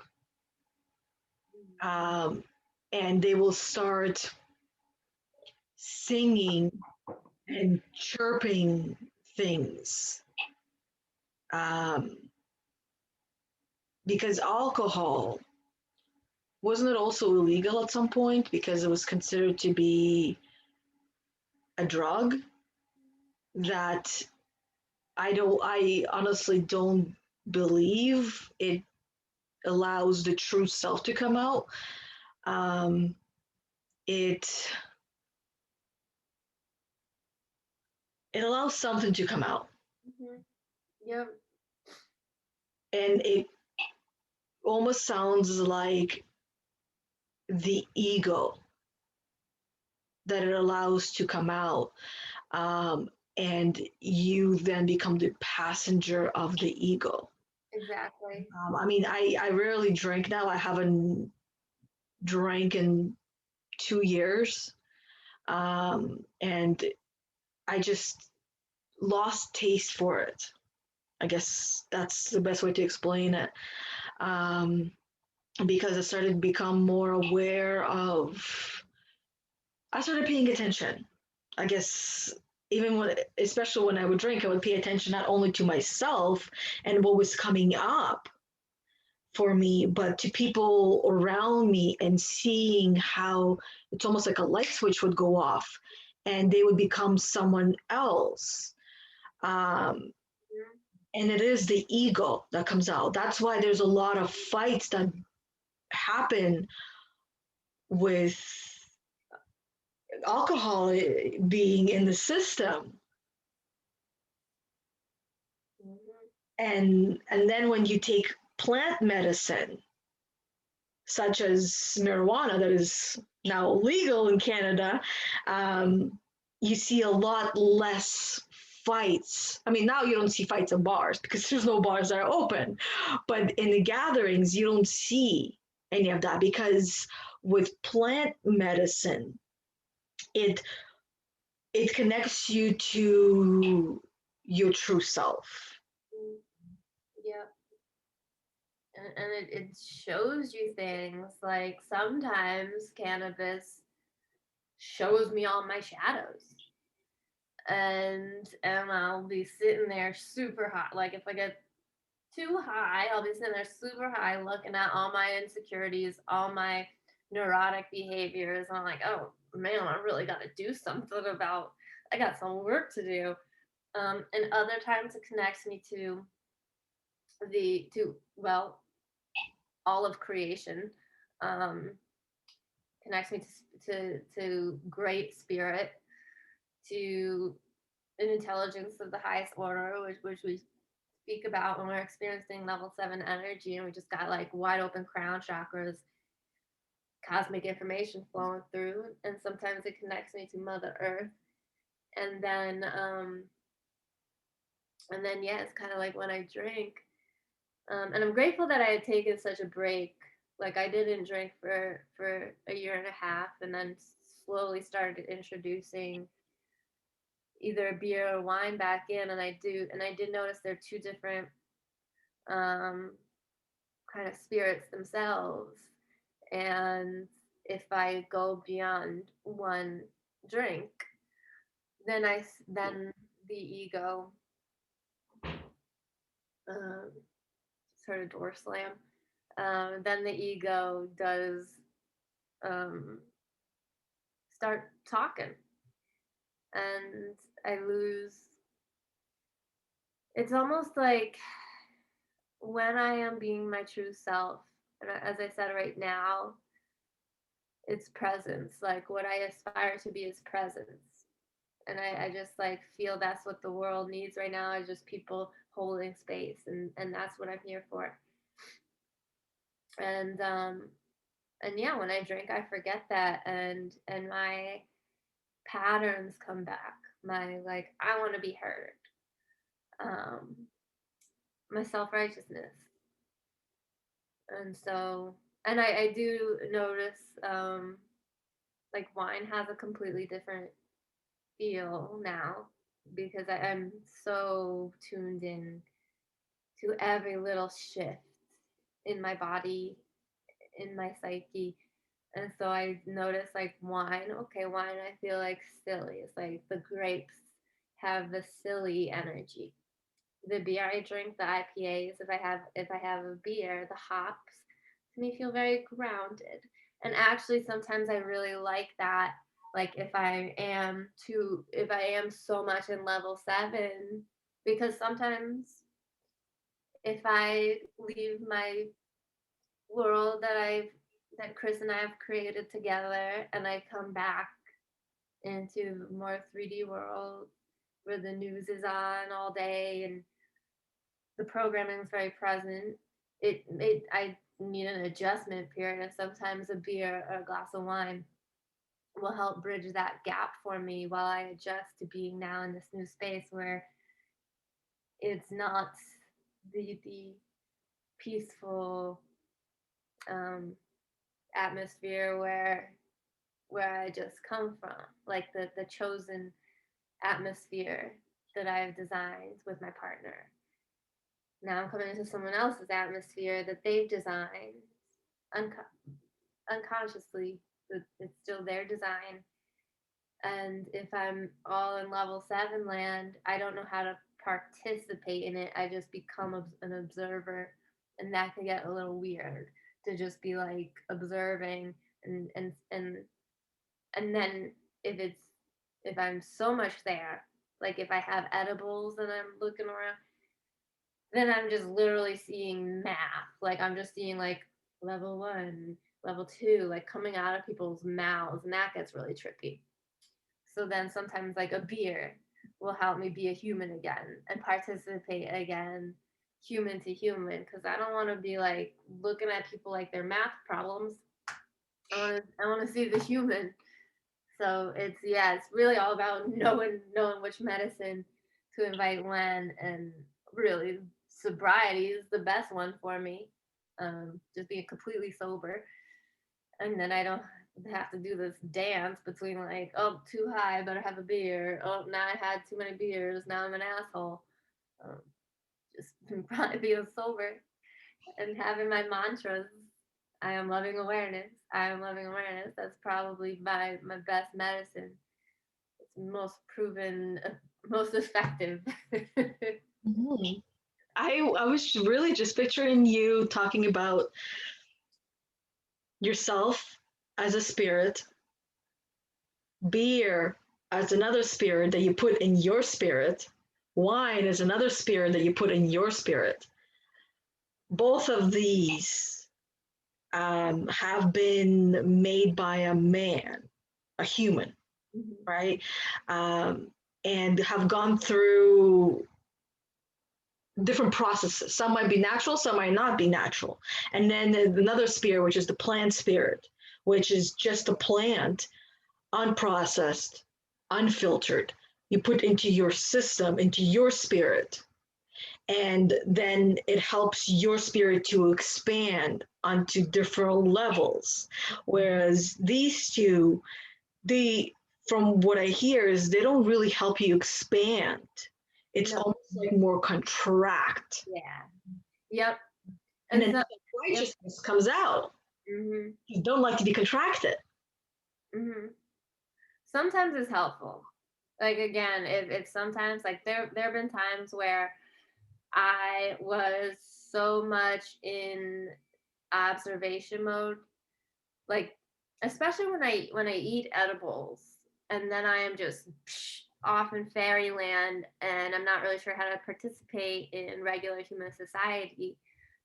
So there was a time where I'd eaten edibles and I'd gone to see a friend's band play, and I was sitting at the table with other people, and I was just so objective that I couldn't laugh at jokes because in order to laugh, I would have to perceive the jokes as funny, and I didn't. They just were. I wasn't going to judge them as funny because I was just objective, and but I wanted to participate, and I could hear my inner dialogue being like, it was like the controller was like, they're all laughing, you need a laugh, and I was like, ha ha ha, and done that. You have to be a part of this, right? Otherwise, they're gonna see you and think something is wrong with you. So don't let them know. Yeah. Yep. Exactly. And there's moments like that. I'm like, am I even a human? Why don't I relate to this? And so in that was like when I forced myself to laugh, and the table kind of looked at me. I was like, I need to have a beer and contract back to level 4. Like, just choose. That's the great thing about the levels of energy, like when you can choose. Like, level 4 is typically great for me out in the world. So I'll just have a beer, come back, and from that place, it's way more authentic if I'm laughing. I know explaining it doesn't sound authentic, but another way that I can explain it is a very similar situation. I'd had an edible. It was like peaking, and a friend called and told me that his uncle died. And I was in a plane of existence where my first thought when he said this was, death is an illusion, and so is life. Your uncle's not dead, he just transformed. And I was like, all right, like aware, I was like, all right, don't say that. And I told myself, I was like, you gotta get yourself to level 4 and show genuine compassion and sympathy for your friend who is grieving. And it took a few seconds, it's a matter of seconds. But I was able to then come back from fairyland and say and offer, I am so sorry, and I meant it. Had I tried to force it from level 7, it was just like, oh, I'm sorry, it wouldn't have been genuine. But we can timeline hop. We can make these quantum leaps out or in. And so if I'm out at level 7, I'm like, this isn't gonna serve anyone. If I don't show sympathy for someone grieving, they're gonna think I'm nuts, and it's gonna hurt them. So I gotta contract, and get to level 4, and express compassion. And it's totally possible, and it is genuine. Mm-hmm. I know you mentioned even earlier in the beginning when I was sharing the dollar store story, and you said using that I used level 2. So in this example, you were using level 4 instead of level 4 using you. And the way that we use the energy levels are from level 7. We cannot use them from the levels that we are on, because then it would be those levels of energy using us. So therefore, we're not fully in control. Therefore, we're not fully aware and conscious. But from level 7, we are aware, we are conscious, and we understand the benefits, advantages and disadvantages from each level, and then we use that level to our advantage. And that is one of the ways of how we, in working with our clients, help them to use the levels, because one feels in control. Otherwise, when we are being used by that level, we don't feel in control. Yep. When I was being used by level 1 for how many years, I did not feel in control. The only time I felt in control was when I was in my dream state, when I was sleeping. So I spend most of my day sleeping so I can control myself, because that was the only way how I could. But once I started learning of how I was showing up, how all the levels were showing up in my life, and became aware of how the higher levels were showing up in my life, even in those times, it allowed me to believe that I could be in control. And then once I started believing that I could be in control, I already, at that point, I started believing and knowing that I am in control. It's just a matter of choice. And sometimes that choice feels uncomfortable because one leaves me to go and sit and watch Netflix and do nothing. And then the other one tells me, well, you can go and do something, and here are the some things that you can do, and you will grow from these.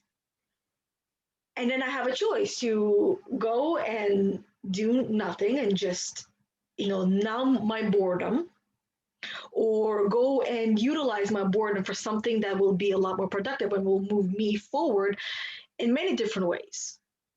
Mm-hmm. And that is conscious choice, being aware of my inner state, because there is conflict inside that is telling me or asking me, oh, go do this or go do that or go do that. And then I got to choose consciously.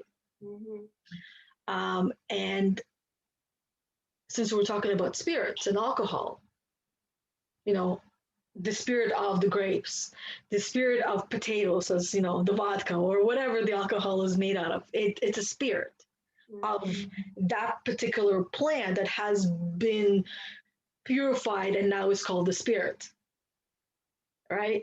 Kind of like the soul. And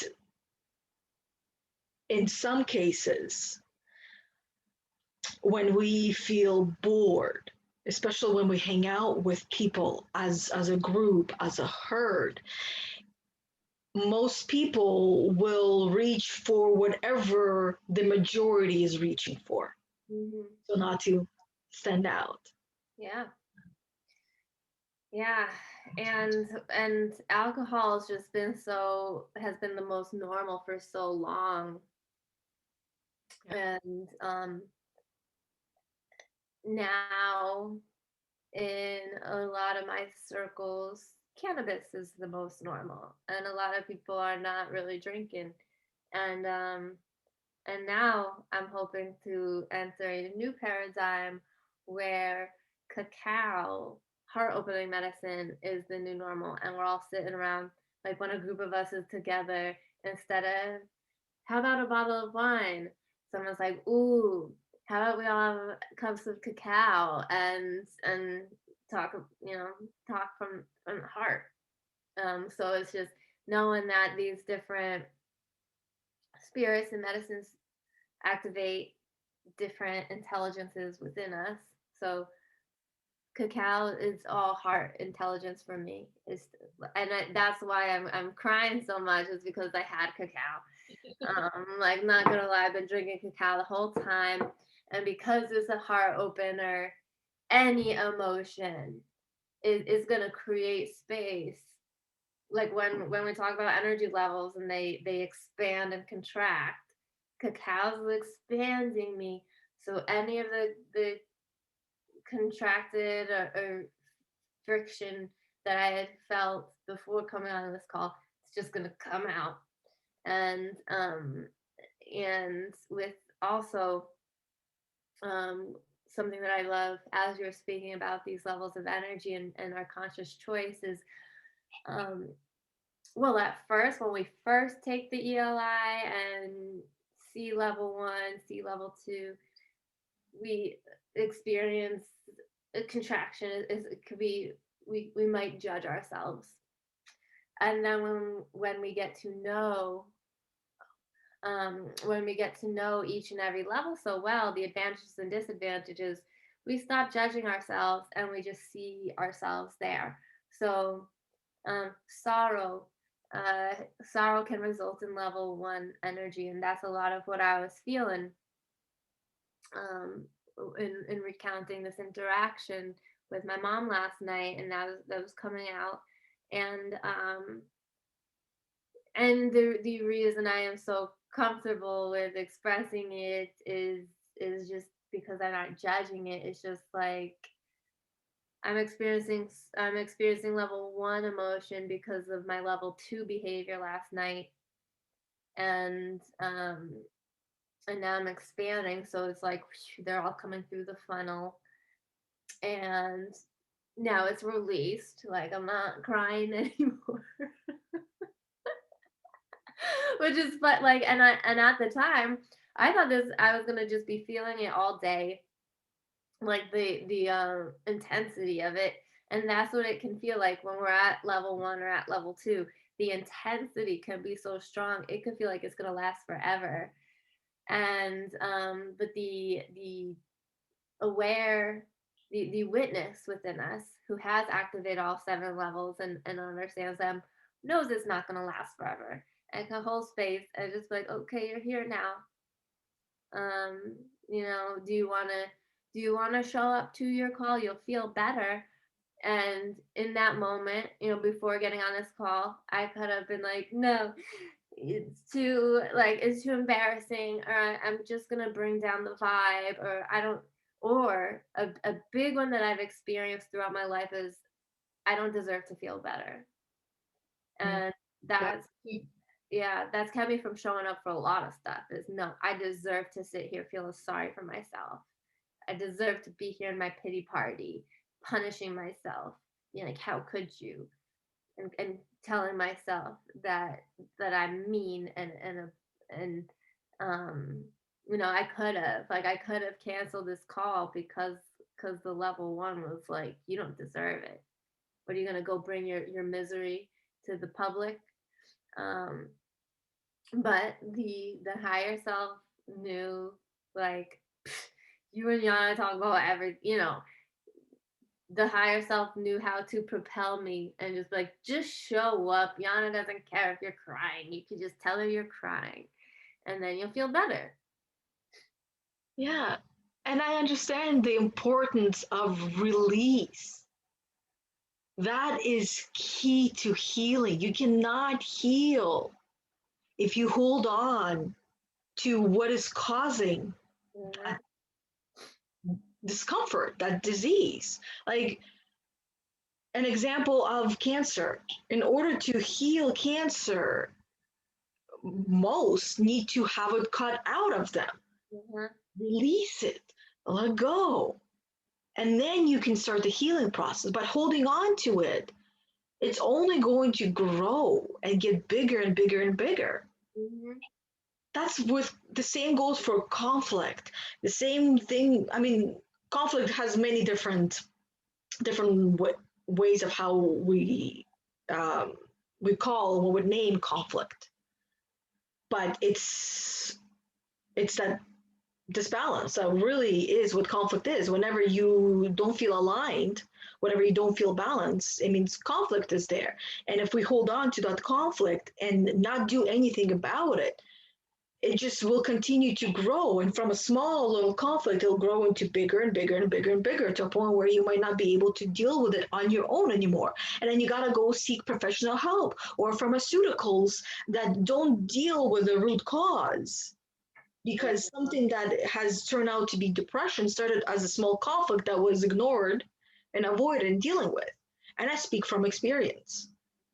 Something that if I went to talk to a doctor that is more, against pharmaceuticals and more into natural healing, then I would have had a different result and I would have been a different person and I would have hopped that timeline in a different place and I would not be here. So I'm thankful for my pharmaceutical experience. Even though it contracted me more, but in the contraction, it became so unbearable that I could no longer live with it. Mhm. And you know, I at the same time did not want to leave this this existence because fear of missing out. So I had choices of how to deal with it, and I chose what many will say is the hardest path. But having gone through it, it is not so hard looking back. It's hard going through it. It's hard to learn how to ride a bike as you're learning how to ride a bike. Mhm. But once you know how to ride a bike, you're not going to forget it. that knowledge is always going to be there with you. Once you learn how to navigate your heart, navigate your mind, once you learn the 7 energy levels, once you understand how they apply into your life, it's so much easier to navigate. It comes to a place and a point where you no longer have to think through it. It's just like this. Yeah. Yeah. Right? And there's going to be moments that all of us, no matter how much experience we have, as you can everyone can see and hear from our experiences, is there's going to be a moment that will challenge us.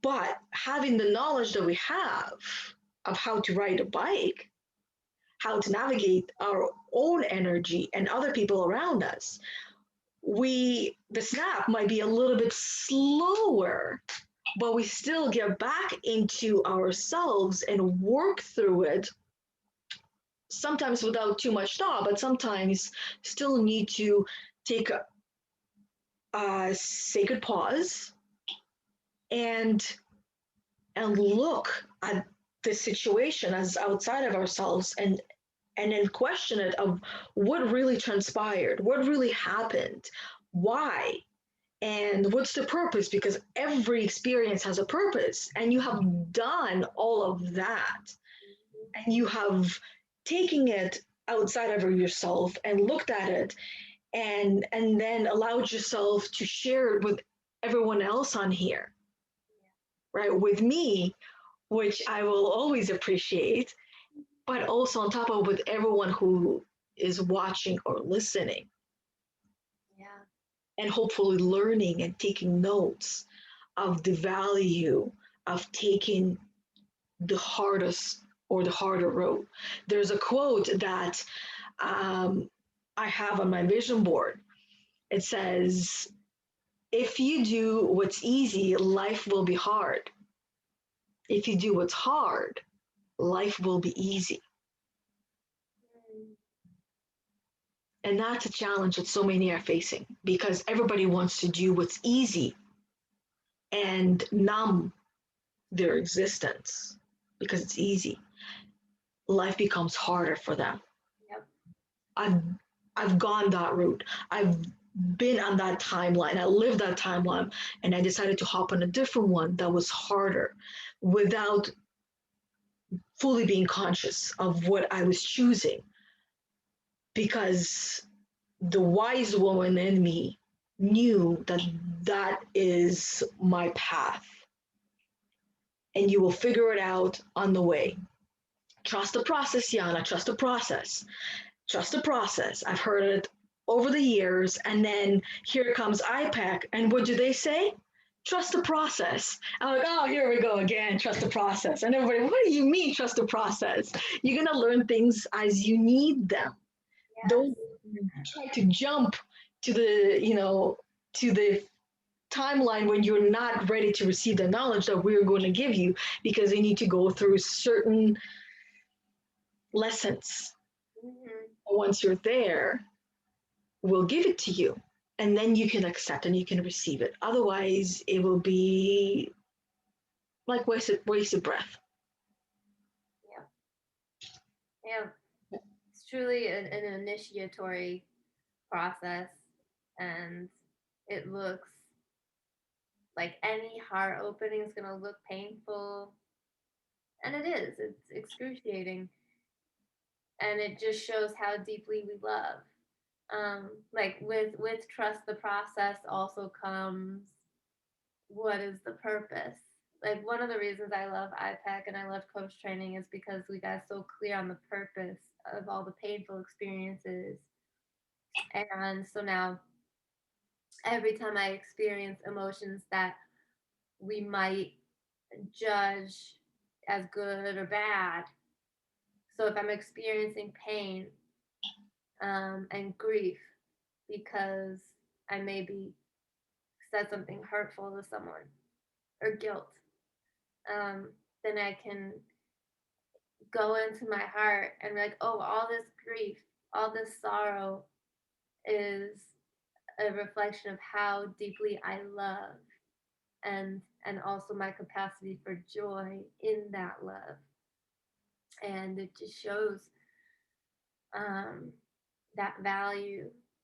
And now I can look back at all of these experiences that we would, energetically might be in the level 1 energy, and the experiences that, yeah, really tested my will to survive, my will to stay here on this planet, and see just how sacred it is. And every emotion on the human spectrum, like we're a continuum. And now I can look at every emotion on the continuum and think, my goodness, how is this like, this is so sacred, this grief, this sorrow, this pain. That is so, what a sacred human experience. That's only available to us humans. And it's no better or no worse than joy and bliss. It might feel worse, but it's just as sacred.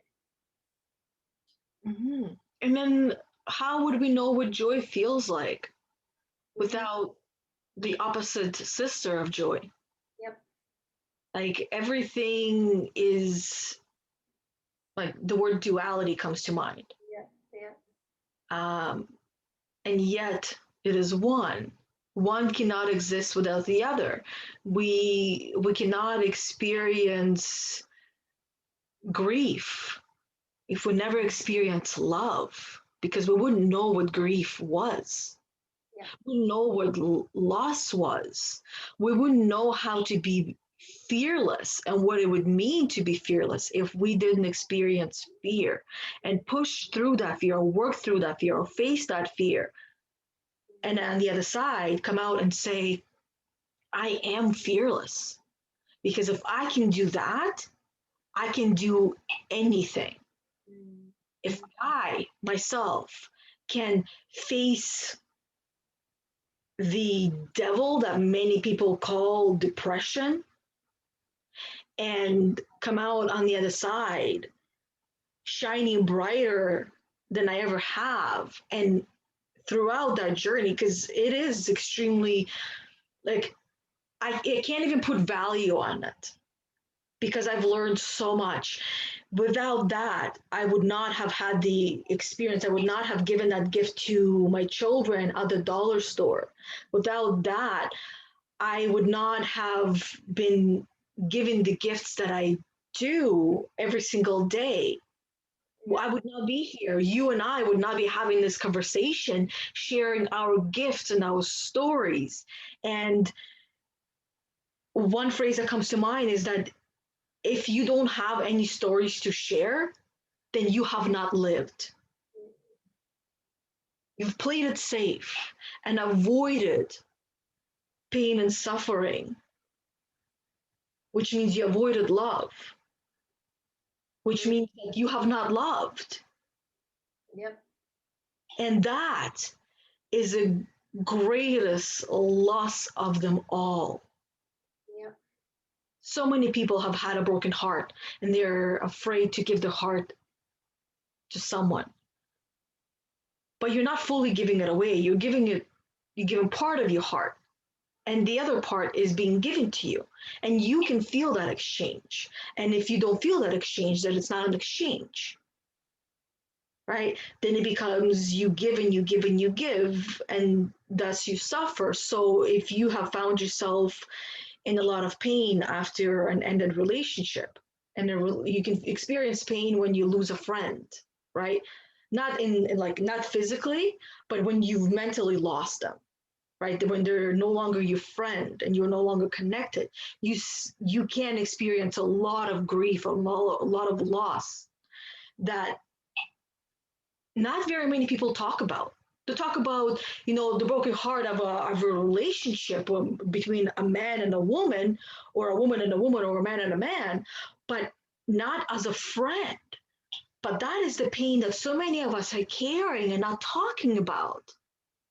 It's very painful to lose a friend.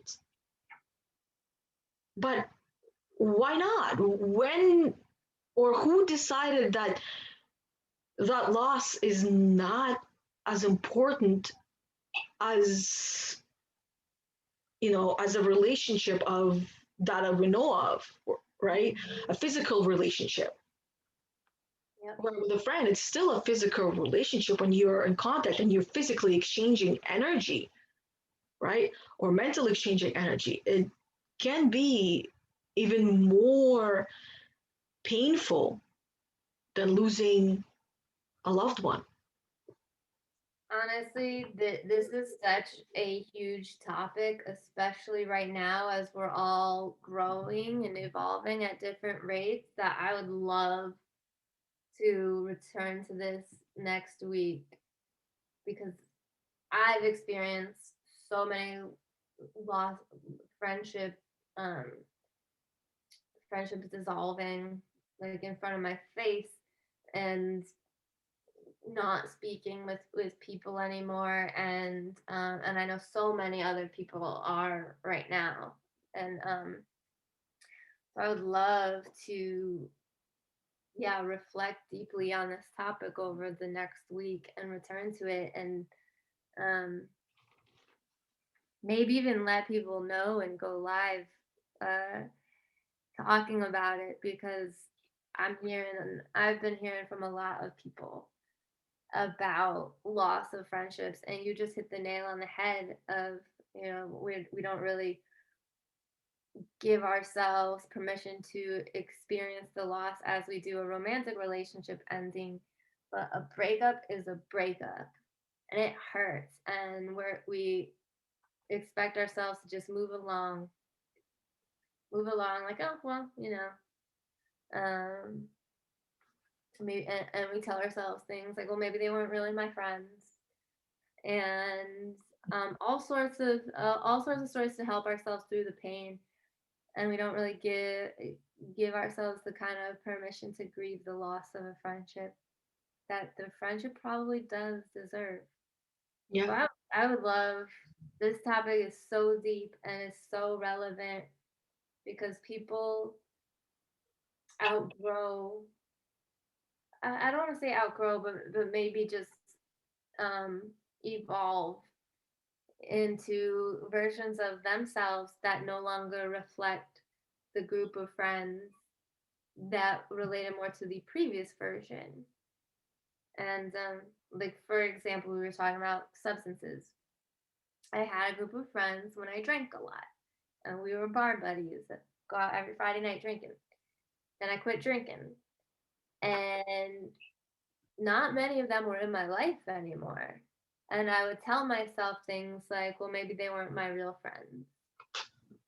But that's not true. We had great times drunk together at the bars. We laughed our asses off. So that's not true. It's just I evolved into a different version of myself. And the new version of myself no longer reflected the behaviors of the version of myself who would get wasted and dance on the table at the bar and crank the jukebox. You know, I just wasn't doing that kind of stuff anymore. And and the kinds of things I was doing, like having full moon ceremonies. Um, that particular group of friends wasn't coming with me, and um, now it's coming up.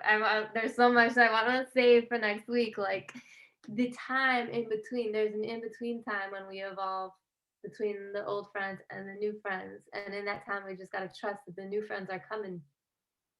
There's so much here to unpack. I know. I'm already like taking notes on different things.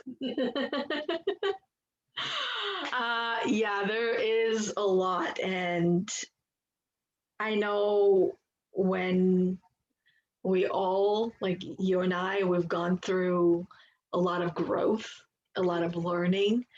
Um, it, it has its own challenges, right? Because all of a sudden we are a new person or our friends are a new person and no longer aligning, right? So, and then we end up going our separate ways. And that hurts, right? It really does hurt. And at some point, we minimized the value and the importance. It's almost like we think less of a relationship that we have with a friend, and we put a romantic relationship before everything and anyone else. And how lonely can that feel to a person where you only have your romantic relationship? And from what I hear, most of them are not healthy. Mm-hmm. Very few are healthy relationships. Many of them are toxic. Um, because when people come together, they're not fully aware. I'm not talking about romantic relationships. They're not fully aware of themselves, which means the traumas that they're bringing. And the same thing goes for the partner and then when a conversation happens and trauma comes up, we're not talking about it. Yep. We're pointing the finger and shaming and blaming one another instead of sitting down and giving each other that sacred space to, you talk, I listen. But in a little while, not the same day and not the same week, I will talk and you will listen. And that means listening without inserting yourself and your experiences and your helpful tips, however helpful they are. And in most cases, they are extremely helpful to you, but not that individual. Mm-hmm. They have their own. And just letting them be. Yep. Without trying to shift them because it makes you uncomfortable. And that is the biggest struggle of a relationship right now with everything that's happening on top of it. Right. And I'm talking about romantic relationship. Yep. And that similar experience can be applied to friends. Yep. Yeah, anyways, that's it. We're just gonna leave it here. Cool. We'll leave it for next week. And we can both take a few notes throughout the week and then come and share them with everyone. And we can do a live video, like you said, and share it with that many more people. I think that'd be cool. Because a lot of people are feeling that pain, the growing pain. Yeah, yeah. And it is energy that cannot be destroyed but transferred and transformed, Mm-hmm. which comes back to how do you want to do the timeline hopping with the options that you have, Yeah. right? Choices. Yeah.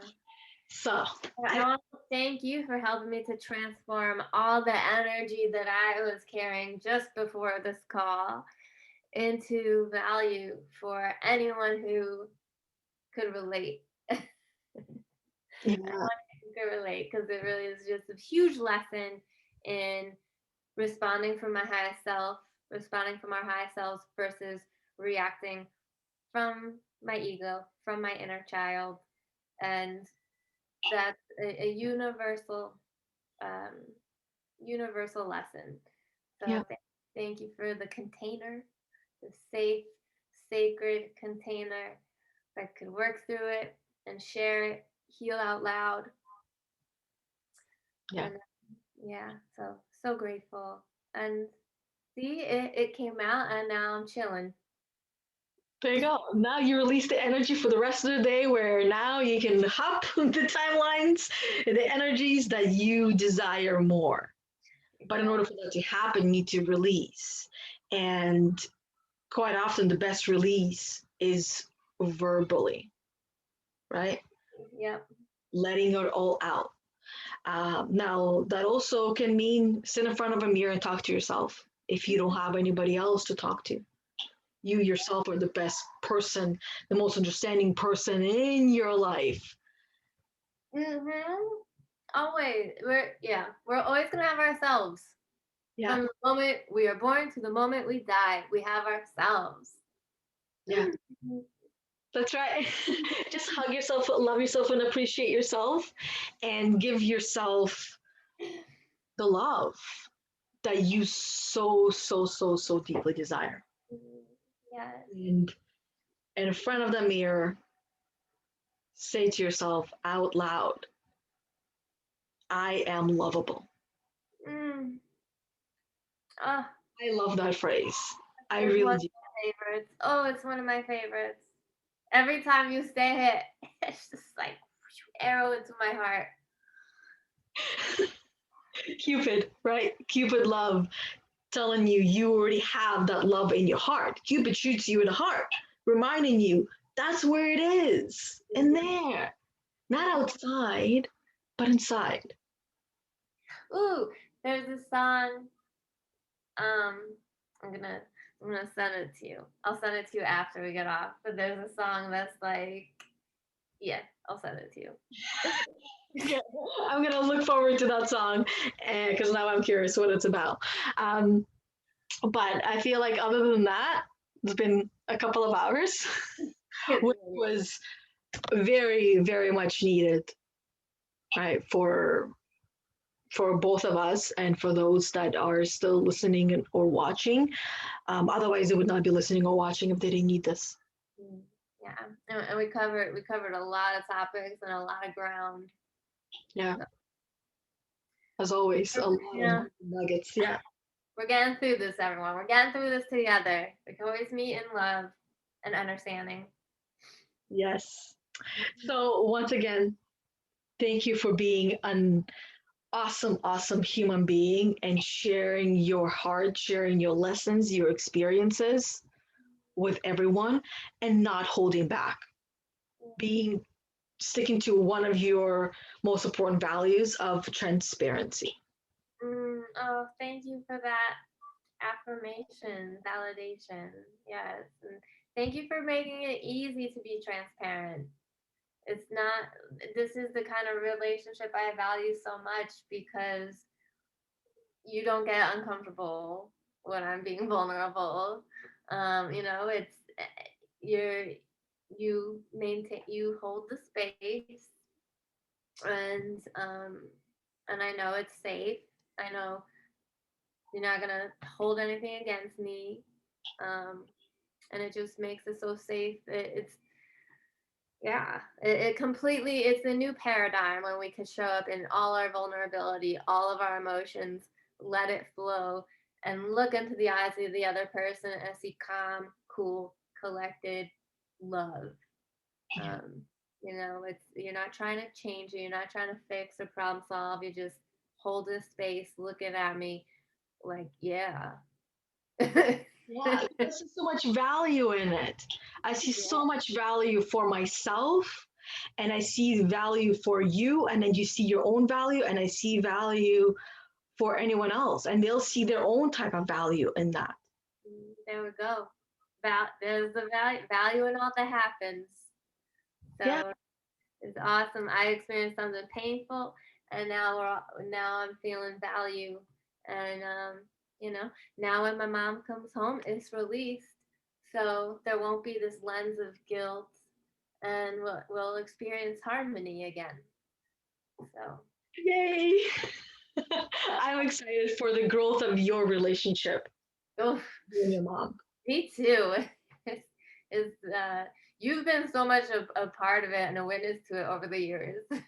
Yeah, and I see a lot of growth by both of you, and growth isn't comfortable. It is. If it was comfortable, it would not be growth. Yeah. That's Yeah. it. And there's value in that.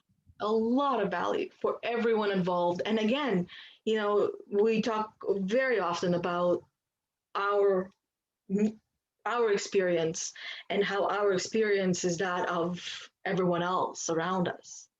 As we are connected. So your experience is so valuable that it's not just yours, it's everyone else's.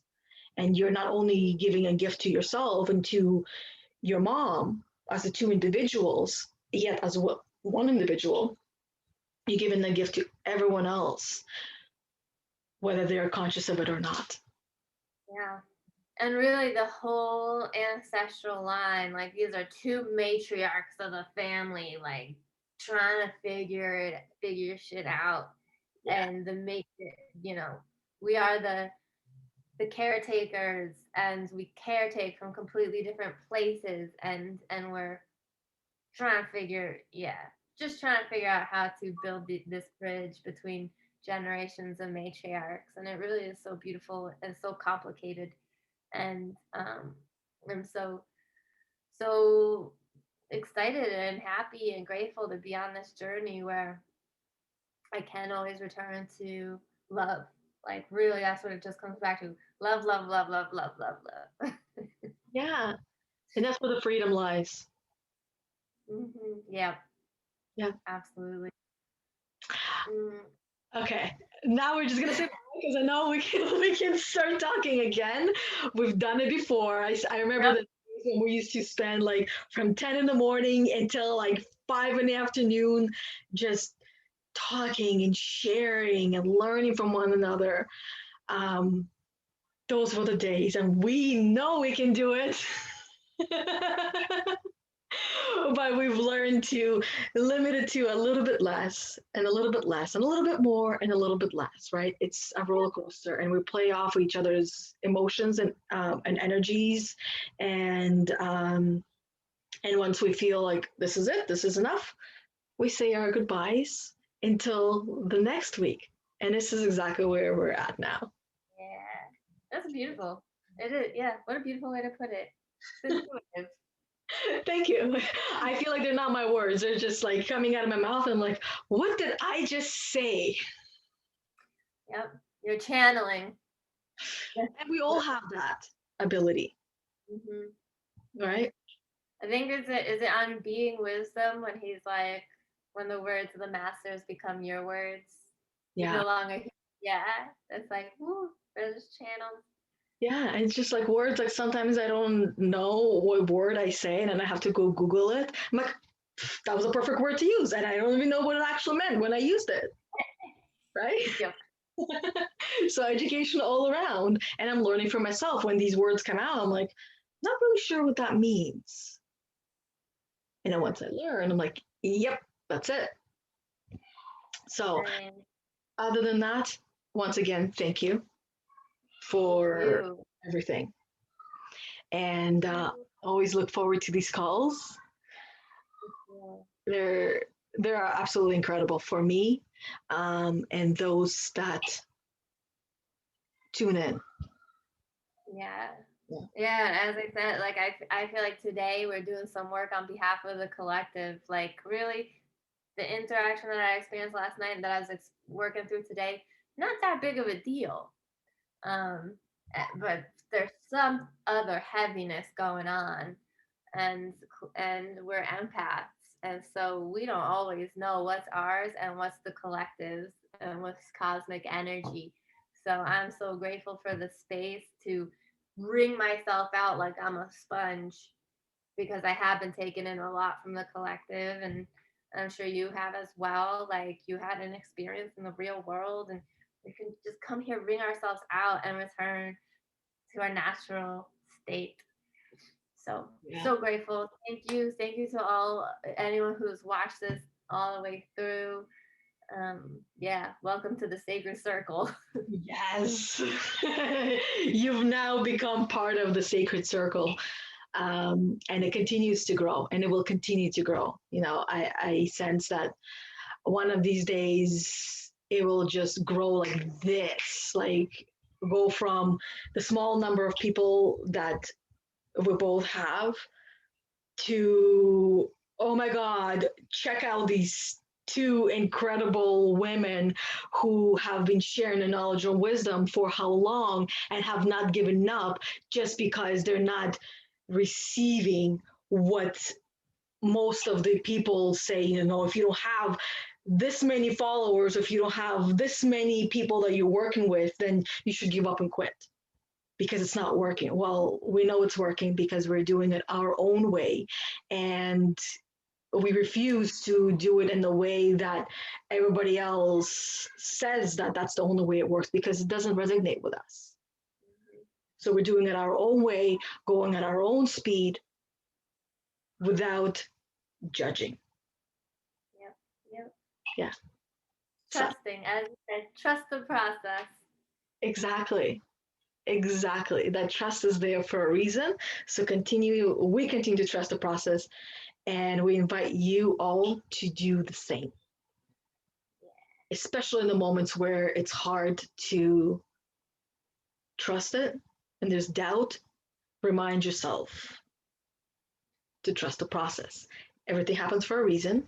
You might not know what it is yet, but give yourself some time, and I guarantee you will. So, Mhm. other than that, we are now done talking. Just almost 3 hours. So thank you once again, and much love Much love. to you and to everyone who is listening and watching. And until next week. Until next week, looking forward to it. Yes, me too. Now we have a topic. Yeah, it's rare. I know it is so rare, so unlike us. But Are we? anyways, thank you, and until next week. Bye. Bye. Bye, everybody.